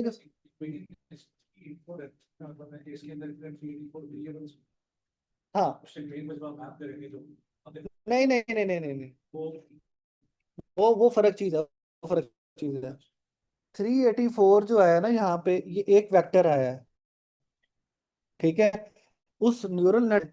अब इसके अंदर इस न्यूरल नेटवर्क में हो सकता है लेट से 10 लेयर्स होती, हर लेयर में हमारे पास 384 डायमेंशन आ रही हैं, ठीक है। और पहली जो डायमेंशन गई है ना, इसको ये आई है ना 384, ये इसकी आउटपुट डायमेंशन है, इस न्यूरल नेटवर्क की ये आउटपुट डायमेंशन है, जो बता रहा है कि मैं जो भी इनपुट दें इसको आउटपुट पे 384 देता है, इसकी आउटपुट डायमेंशन है, ठीक है। इंटरनली हो सकता है उसके पास एक तो ये एक लेयर होती है उसमें 1000 डायमेंशन होती, किसी एक में 3 होती, 4 होती, वो हम पे डिपेंड करता है कि हमने क्या रखना है। और हम भी कैसे करते हैं, उसका कोई पेट रोल नहीं है कि आपने न्यूरल नेटवर्क की कितनी लेयर्स डाल दी हैं, उसमें कितनी डायमेंशन ऐड करनी है, इसका कोई पेट रोल नहीं होता। लोगों ने डिफरेंट पैटर्न्स ट्राई किए हैं, ठीक है। तो लेट्स इमेजेस के ऊपर एक खास किस्म का पैटर्न है, उसको CNN कह देते हैं, वो कामयाब है, वो चला लेते हैं लोग, ठीक है। और जो है वो किसी और प्रॉब्लम के लिए किसी और तरह के पैटर्न्स बनाते हैं, आप अपना रैंडम बना सकते हैं, ठीक है।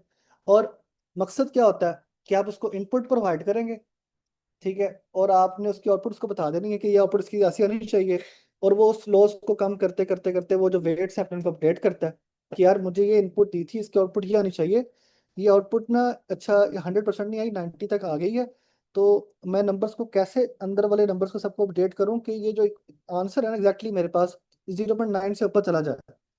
तो वो इस तरीके से ना अपने तमाम वेट्स को थोड़ा थोड़ा अपडेट करता है, और वो कितना अपडेट करना है उसे हम लर्निंग रेट कह देते हैं। कि हर एक वेट लेट से 0 से 1 के दरम्यान होता है, तो आप 0 से 1 के दरम्यान आप 3 3 का तो चेंज नहीं कर सकते, आप 0 से 1 के दरम्यान ही का नंबर रखेंगे। 0.5 आप कर सकते हैं तो ये बहुत बड़ा जंप है, 0.01 कर लें, 0.001 कर लें, 1 एक्सपोनेंशियल 6 तक कर लें, लर्निंग रेट कर लें, तो आप हर एक वेट को सिर्फ इतना से चेंज कर सकते हैं। इतना से चेंज करके चेक करें अब क्या फर्क पड़ता है पूरी इक्वेशन के ऊपर। वो तमाम कम्बिनेशन ये ट्राई करता है, ठीक है, और जिस पे लॉस सबसे कम आता है वो हम रिकॉर्ड कर लेते हैं कि अब तक का ना हमारे पास ये कम्बिनेशन था, तमाम variables, उस हमारे पास ये जो डेटा सेट है इसका स्कोर, उसका काम था कि इसको इनपुट में कुछ भी दें तो ये ऐसा वेक्टर निकाल के देगा जिस वेक्टर से हम इसकी सिमिलैरिटी किसी और वेक्टर से मैप कर सकते हैं, कंपेयर कर सकते हैं, ठीक है। अब इसमें किया कि नीचे अगर आप आगे पढ़ें,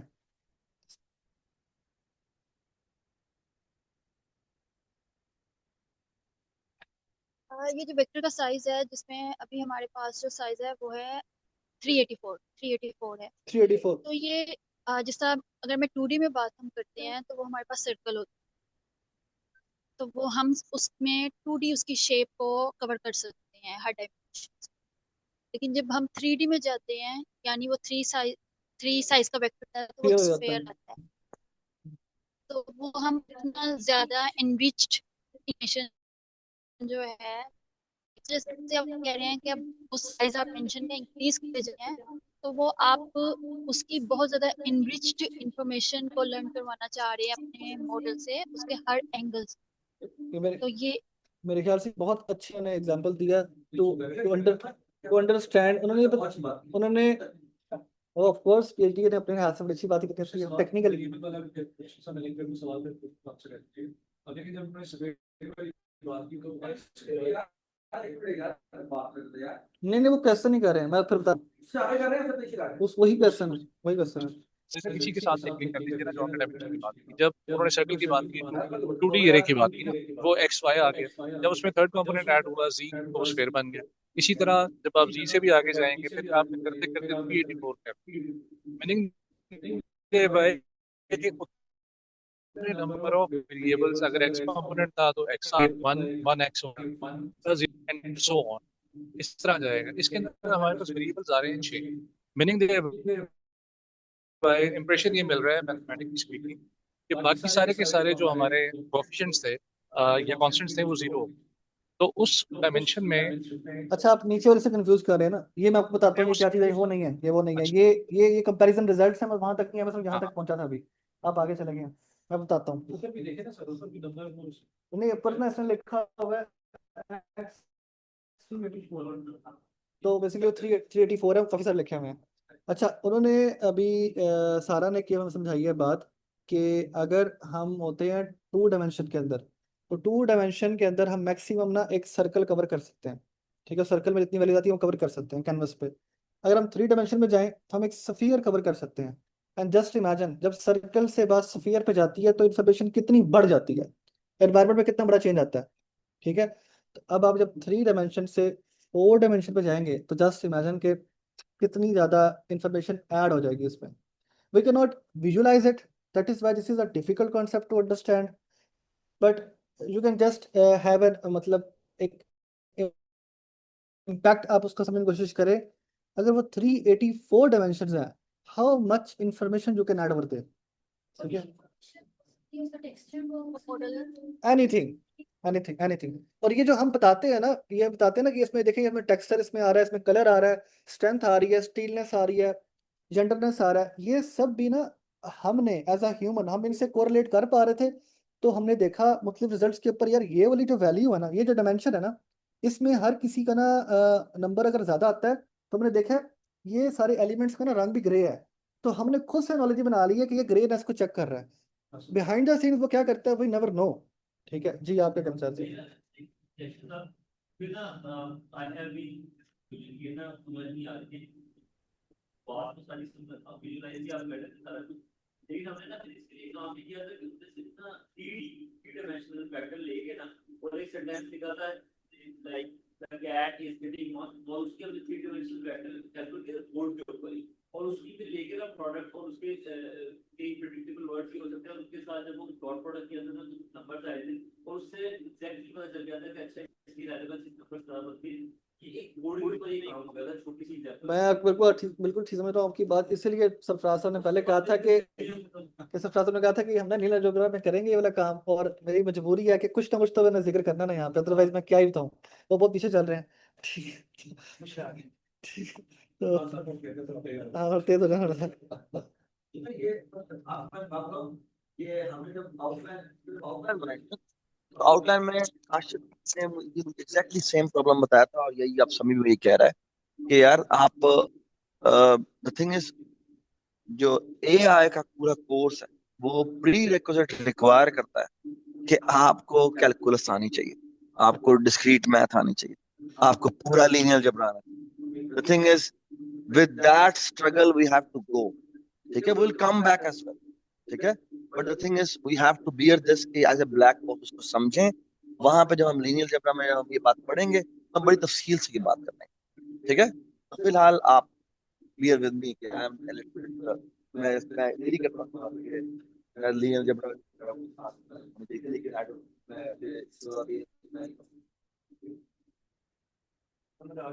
मैं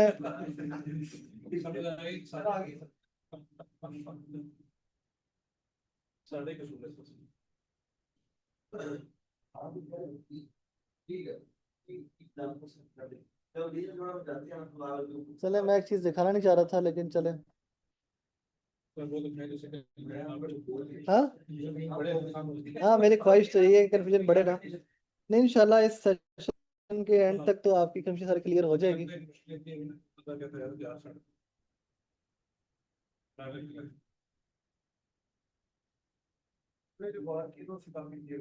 है ना, हाँ, यहाँ पे इसको ना हम एक और रिप्रेजेंटेशन की फॉर्म में चेक कर लेते हैं, अगर आपको हेल्प करता है। ठीक है, तो ये जो बात थी ना कि मीनिंग कैसे ज्योमेट्री में कन्वर्ट होता है, तो ये वो वाली बात हो रही है कि every phrase becomes a point. अब वो किस डायमेंशन में हो रहा है ये चेक कर लें जरा। उसने एक बात की, बेरिंग रनिंग हॉट, वो वहां पे डॉट आ गया जो आप सवाल कर रहे थे। फिर bearing temperature far away from normal,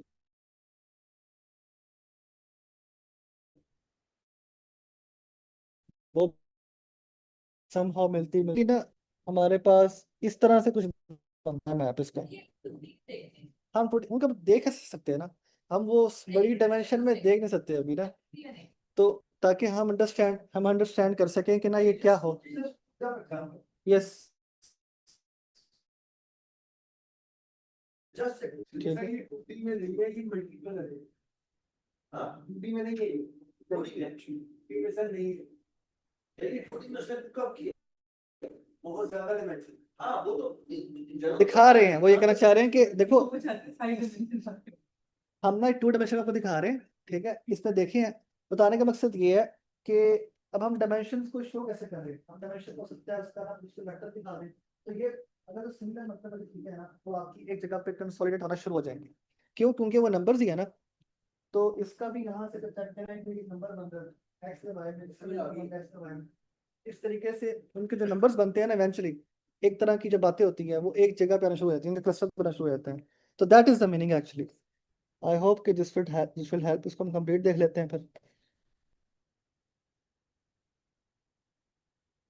तो जब उसने क्वेश्चन पूछा है तो उसको देखें, उस क्वेश्चन के उसने चेक किया कि यहाँ पे आके लाई करता है, और फिर अब अगर उसको हम बता दें कि इसमें हमने किस हद तक हमने सिमिलैरिटी थ्रेशोल्ड अपने रखना है अपना, कि लेट से इससे ज़्यादातर नहीं होना चाहिए, तो उस सर्कल में वो चेक कर रहा है कि मीन क्लस्टरिंग कैसे होती है ना।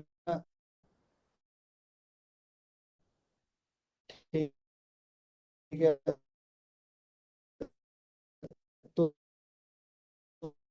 तो वही वाली चीज़ है इसके अंदर भी। तो चेक इसके मैं जो भी टेक्स्ट इनपुट देता हूँ ये मुझे एक वेक्टर दे देता है। इसका सिर्फ ये काम खत्म हो गया। अब आगे मैंने खुद कोड लिखना है, ठीक है, कि अच्छा मुझे अगर किसी दो वेक्टर्स के दरमियान जो डिफरेंस है, जो सिमिलैरिटी है, अगर वो 0.6 से ऊपर है, उसको मुझे वो आउटपुट में दे दो तुम, ठीक है। तो वो फिर वो वाला चंक वो उठा के ले आएगा। अदरवाइज अगर 0.6 से कम है तो फिर ना दो, ठीक है। So technically we can even use this RAG system and we can get the answers, right answers, without even using the brain. क्यों? क्योंकि अभी हम सिर्फ इंफॉर्मेशन राइट उठा के लेके आ रहे हैं। ब्रेन कब चाहिए? जब उस पर एनालिसिस करना है, वो भी अपने उस पर नहीं आ रहे, एलएलएम पे नहीं भी आ रहे।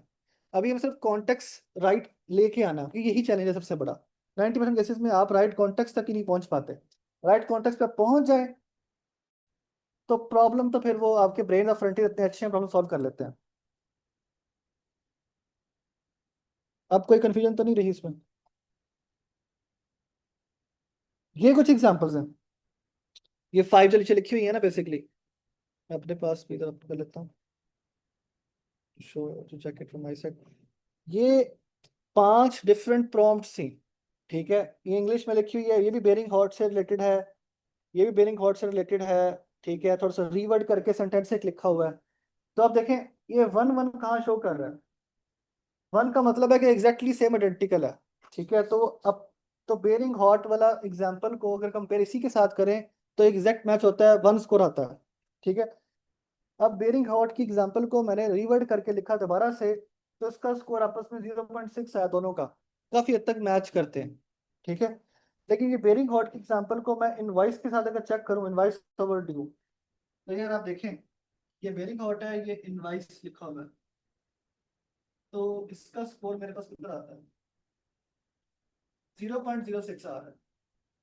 ये 0.6 आ गया था मेरे पास, दोनों का मैच होने का 0.06 आ रहा है।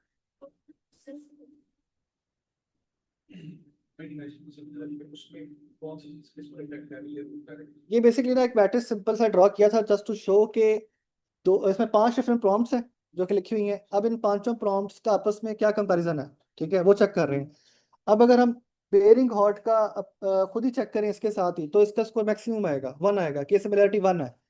बेरिंग हॉट को अगर मैं चेक करूंगा इसके साथ, इसको रिवर्ट करके सेंटेंस को, तो इसका 0.6 स्कोर आता है। फिर बेरिंग हॉट को मैं चेक करूंगा, बेरिंग हॉट उर्दू में लिखा हुआ है, सेंटेंस वही है, मतलब वही है, लेकिन मैंने उसको उर्दू में लिखा हुआ है, तो इसका स्कोर आ रहा है 0.02। अब ये जरा चेक करें कि लैंग्वेज के चेंज होने से, हालांकि हमें पता है ना मतलब उसका सेम है, जिस मॉडल पर जिस डेटा सेट पर ट्रेन था उसमें वो लैंग्वेज थी नहीं, ट्रांसलेशन उसकी नहीं थी, तो दे पकड़ पाया। इसलिए मैं वो करता ना कि हमें नहीं पता कि वो दिया है उसके लिहाज से, ठीक है। तो हमने चूंकि उसको उर्दू का वो दिया ही नहीं हुआ था, सिमिलैरिटी एक ही नहीं आया, हालांकि सेम बात लिखी हुई है उर्दू के अंदर। फिर हमने 5 6 लिखा हुआ है, ये मतलब 1 की 1 के साथ सिनेरियो बताया हुआ उसके पास। बताया हुआ। जी बिल्कुल। अच्छा, अब हमारे पास ये इनवाइस का भी सेम इस तरह से है, तो इसमें आप कोई कंफ्यूजन तो नहीं है? हो गया क्लियर मामला? जी लेकिन देखो अच्छा, समटाइम होता है कि नहीं आपस में, इसका मतलब होता है ये ऑपोजिट है, बिल्कुल ही ऑपोजिट है, ठीक है। ये एक खुद से तरीकाकार निकाला गया था ताकि पता लग जाए कि ऑपोजिट्स कैसे निकालने हैं। कुछ चीज़ होती हैं जो ऑपोजिट्स होते हैं, ठीक है, लेकिन लैपटॉप और ह्यूमन में कोई कंपैरिजन है ही नहीं ना।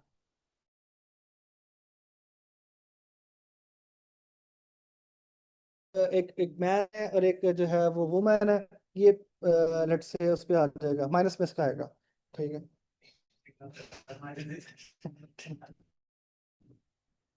तो ऑपोजिट है, लेट से एक लार्ज है एक स्मॉल है, ये माइनस में आएगा, रिजल्ट आएगा बात। तो डिमेंशन है तो ये भी नहीं पता ना कि ये बड़ी इंटरेस्ट चीज है अगर आप उसको समझने की कोशिश करें इस लिहाज से। अच्छा समी, इसमें लाइक हमारे पास अगर मल्टीलिंगुअल कोई डॉक्यूमेंट्स हैं और उस पे हम एम्बेडिंग्स कंप्यूट कर लेते हैं, सो अच्छा, अगेन ये सिमिलैरिटी है अगेन, मैंने सिर्फ इसको लिख दिया है, आपको इंशाल्लाह ये लेना जबरा के अंदर बहुत डिटेल में बताया जाएगा। ये वही अब आपकी वाली बात लिखी है कि -1 जो है ऑपोजिट डायरेक्शन होती है।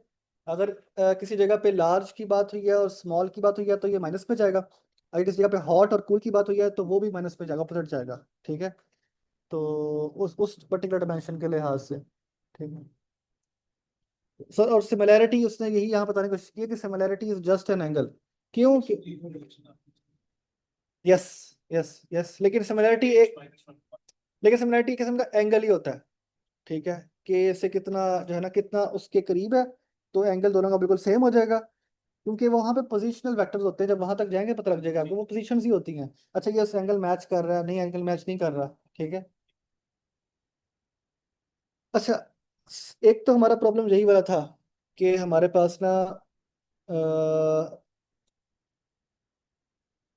प्राइस का, इसको जरा पढ़ लें एक दफा, मैं देखता हूँ इफ आई कैन।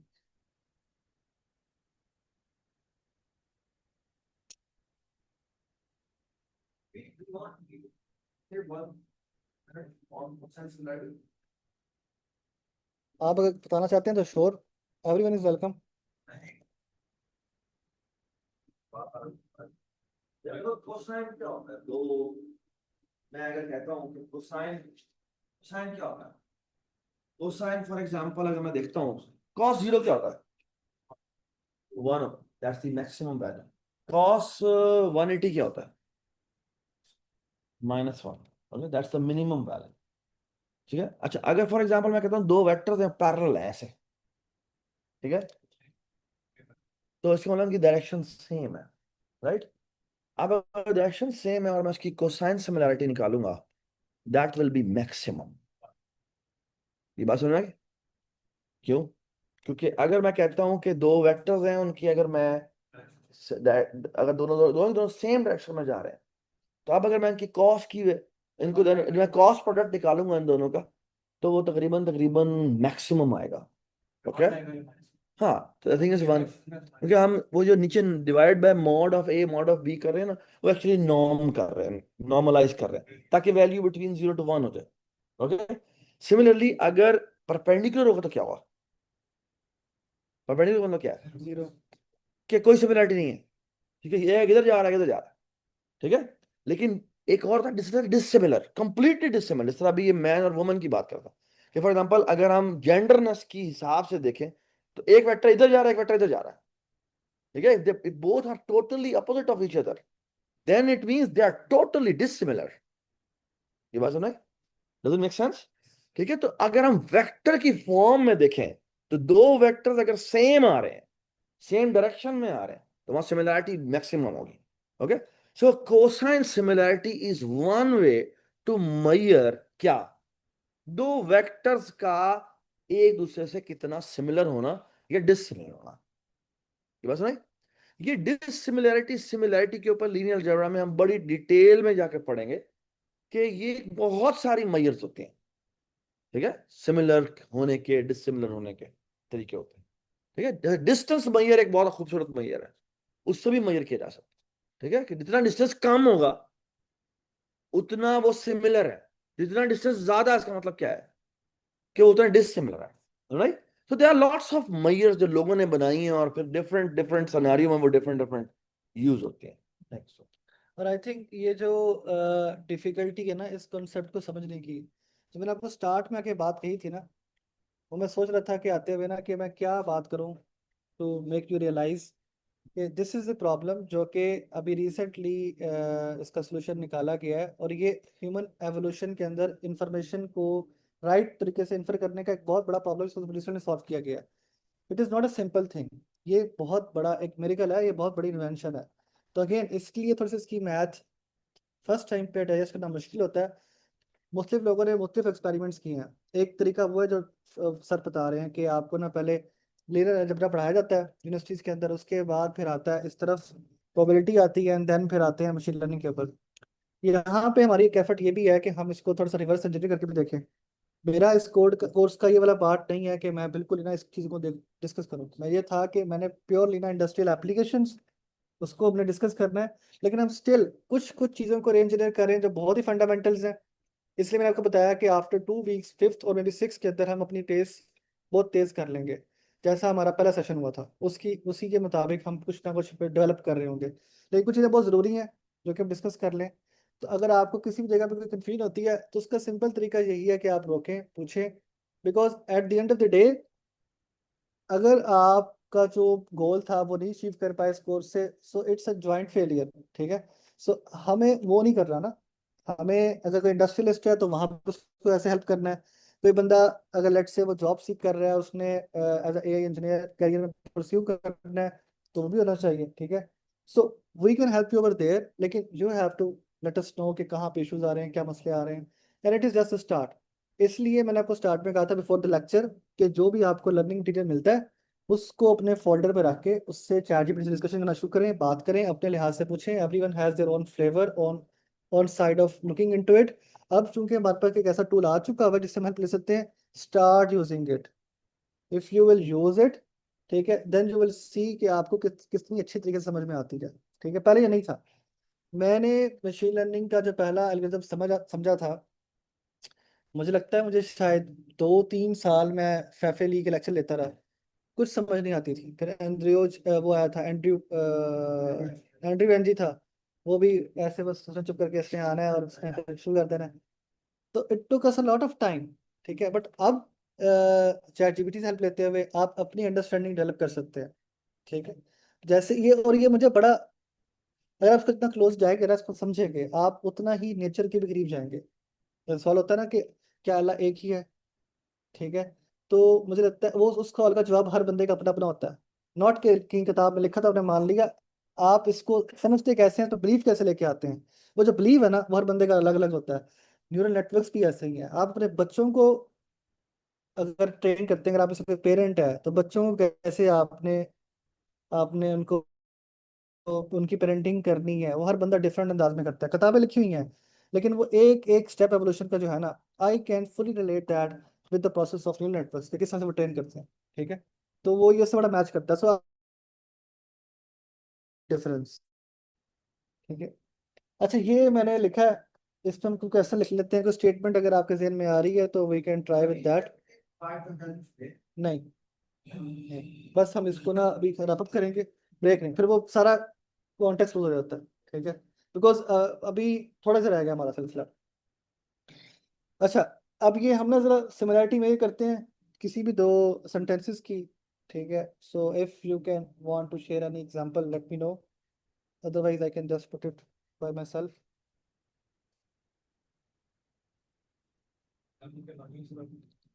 मैंने मांगी थी एग्जांपल के हमने ना किसी भी दो सेंटेंस को चला के चेक करना है, वही एम्बेडिंग मॉडल है, उसको मैंने लाइव मोड में चलाया है। तो अगर आपके पास कोई क्वेश्चन है तो बताएं। क्वेश्चन है हाँ, उसी प्लांट से रिलेटेड कुछ भी अगर नजर में आता है।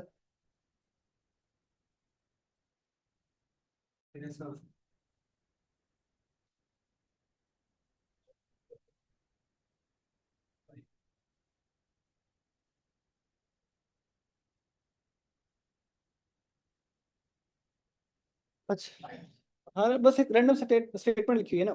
तो हमारे पास पहले ना 6 डिफरेंट प्रॉम्प्ट्स थी, ठीक है। एक बेरिंग हॉट से रिलेटेड थी, एक उसी को हमने रिवर्ट करके लिखा हुआ था, 2 बेरिंग हॉट से रिलेटेड थी, एक उर्दू लैंग्वेज में थी, एक इनवॉइसिंग से रिलेटेड थी।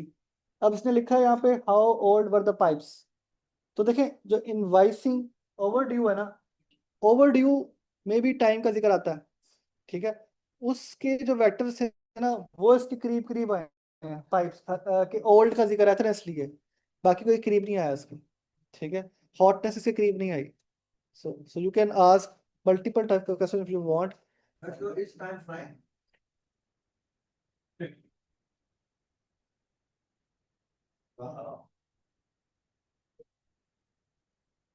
अच्छा देखें, ये ना, इसका मतलब ऐसे कोई सिमिलरिटी नहीं मिली, बिल्कुल ऑर्थोगोनल है।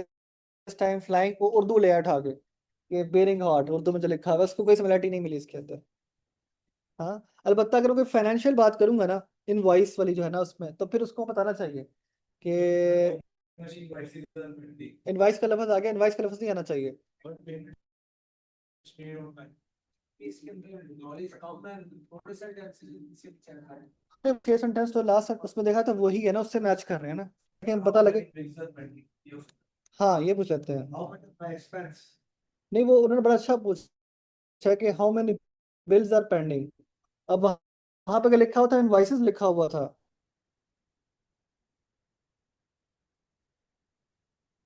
हाँ यार,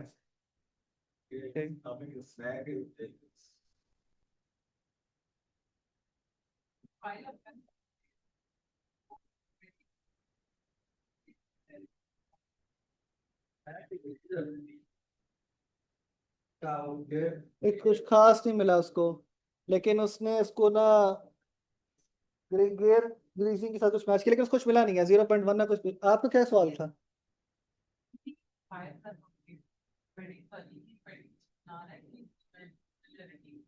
देखिए, मैंने आपको बताया था कि एक दफ़ा एम्बेडिंग मॉडल आपके पास आ गया ना, तो आप इससे एम्बेडिंग्स बना के स्टोर करके रख भी सकते हैं किसी एक स्टेटमेंट की। हमने ना 6 स्टेटमेंट्स जो प्रॉम्प्ट्स थी ना, उनकी एम्बेडिंग्स बना के रख ली। अब हम सिंपल ये कर रहे हैं, रन टाइम पे कोई नई प्रॉम्प्ट हम उसको रन करते हैं, उसकी एम्बेडिंग्स बनती हैं, यानी कि उसका एक वेक्टर बनता है। उस वेक्टर को हम कंपेयर करते हैं किसके साथ, सिमिलरिटी वाले फार्मूले के साथ जो हमने पिछली स्लाइड में देखा था, उससे कंपेयर करते हैं, तो हमें ये उसका स्कोर दे देता है। Simple, nothing else. Which means कि अगर मेरे पास एलएलएम नहीं है, फिर भी अगर मैं करना चाहूँ कि देखो ना, स्कोर मेरे पास आ रहा है 0.11, 0.37, तो मैं ये कह सकता हूँ कि अगर 0.2 से नीचे स्कोर है, 0.57, 0.25 से नीचे स्कोर है, 0.3 से नीचे स्कोर है, तो वो इतना मैच नहीं करता। तो अगर मैं सिंपल जाके कोड में लिख दूं ना कि अगर स्कोर आपका जो मैच वो आपके पास मैक्सिमम स्कोर आया है वो 0.3 से नीचे आया है, तो तुम कह दो कि does not exist in the documents, ठीक है, in the manual, ask go and ask the shift engineer, ठीक है। तो ये हमारा प्रॉपर एक जो एक रिट्रीवल टूल बन जाएगा, इससे आंसर आने शुरू हो जाएंगे हमारे पास। किसी के वर्ड्स में ऐसे ये इस तरह के होते हैं। ये ये जो है ना मॉडल, ये प्योरली मीनिंग की बेस के पर वो पूछना चाह रहे हैं कि कुड बी, कुड बी।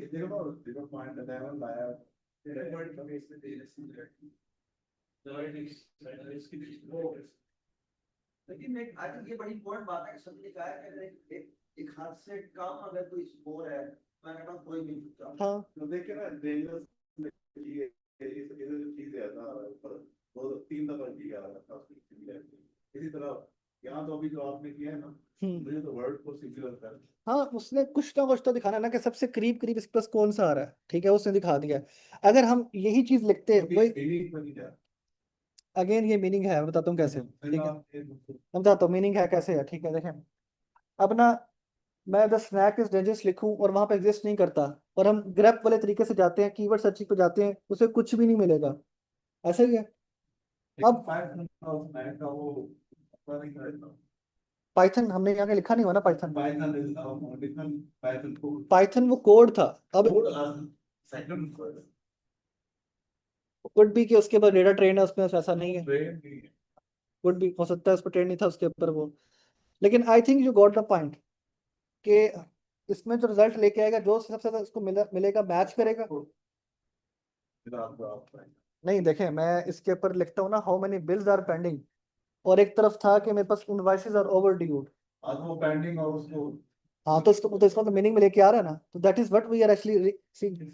अगर स्कोर उसका 0.1 है, 0.1 इज नॉट समथिंग जो कि बहुत यूजफुल है। किसी एक सर्टेन सिनेरियो में 384 डायमेंशन है ना, किसी एक डायमेंशन में कुछ ना कुछ मैच कर रहा होगा, विच वी नेवर नो। क्योंकि हो सकता है कि 0.1 या 0.5 या इस हद तक तमाम के अंदर कुछ ना सिमिलैरिटी हो, we never know, there are lot of dimensions. ठीक है, हम इसीलिए यूजफुल तब कहेंगे अगर लेट से 0.3 से ऊपर है, 0.35 से ऊपर है। और इसके लिए होता है क्या कि हम डेटा सेट जो बनाते हैं ना, मुझे लगता है कि आज हम सारी स्लाइड्स कवर नहीं कर पाएंगे, लेकिन इसमें बड़ा अच्छा कंटेंट आगे अवेलेबल है। इसमें आप अपना एक डेटा सेट बनाएंगे, और उस डेटा सेट के लिहाज से ना दो चीज़ें होती हैं। एक होता है हमारे पास रिकॉल, और एक हमारे पास होता है कि जो पहला पहला रिजल्ट, एक होता है MRR। इन दोनों स्कोर्स की बेस पे हम चेक करते हैं कि ये स्कोर हमारे पास कहाँ तक पहुँचते हैं डेटा सेट के लिहाज से। और अगर डेटा सेट में स्कोर्स कम आ रहे हैं, फिर हम अपने आप को उसको मॉडिफाई करवाते हैं, उसको फिर चेक करते हैं। We will see the road. Let's just wait for few more minutes.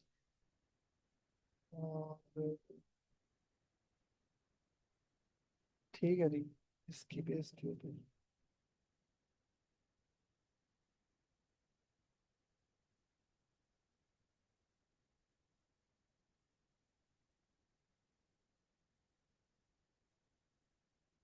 अच्छा, अब हमारा जो नेक्स्ट टॉपिक है ना, वो है PM25। ये बेसिकली उसी टॉपिक की अगली एक्सटेंशन है। अभी तक हमने जो तरीका देखा था कोई भी सर्चिंग का, उसमें एक ग्रेप वाला बाय डिफॉल्ट तरीका है स्ट्रिंग मैचिंग। फिर हमने तरीका देखा आप मीनिंग्स की बेस पे रिजल्ट लेके आते हैं। ये BM25 ये भी एक तरीका कार है। ठीक है, एक एल्गोरिदम है जिसके थ्रू आप सर्चिंग करते हैं, बट इसमें ना मीनिंग नहीं होता, इसमें कोड्स की सिमिलैरिटी ज़्यादा मैच करती है। तो आपको याद होगा मैंने स्टार्ट में आपको बताया था कि अगर आपके डेटा सेट में बहुत ज़्यादा इन्वाइसेस हैं, ठीक है, तो इन्वाइसेस के अंदर तो कोड्स होते हैं, इन्वाइस नंबर होता है। उस इन्वाइस एक इन्वाइस नंबर का दूसरे इन्वाइस नंबर के साथ कोई मतलब नहीं निकल सकता। उस केस में BM25 हमें हेल्प करता है। ठीक है, तो वहाँ पे हमें हेल्प करेगा। वैसे मतलब इसमें कोई खास नहीं होता, इसका हमारे पास वो नहीं होता, कैसे कहते हैं, सिमेंटिक मीनिंग नहीं होता इसका।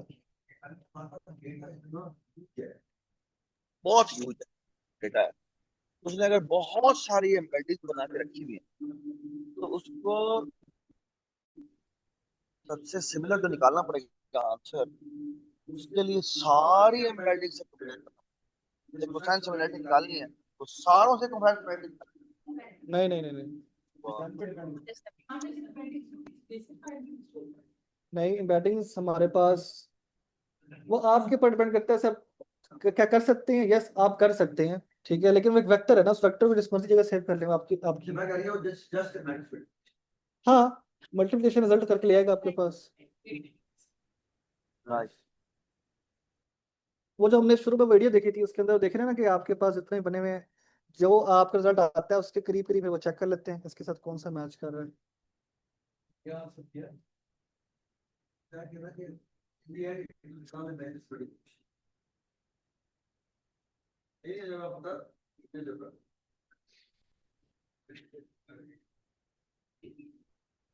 अच्छा, ये वो था हमारा जहाँ से हमने स्टार्ट करना था, हम पहुंचे अब यहाँ पे। ये है जी वो रैक की पाइपलाइन। ठीक है, इसमें सबसे पहले हम पार्स करते हैं। ये हम पार्स कर रहे हैं डॉक्यूमेंट्स को, फिर उनकी चंकिंग करते हैं, एक दफ़ा एम्बेडिंग करके रख देते हैं उन डॉक्यूमेंट्स की जिसमें से आपने रिजल्ट लेके आना है। ठीक है, एंड देन फिर हम उसमें सर्चिंग करते हैं। और सर्चिंग पे अच्छी बात यह है कि आप उसको साइट करके आंसर कर दें। ये रैक की पाइपलाइन है।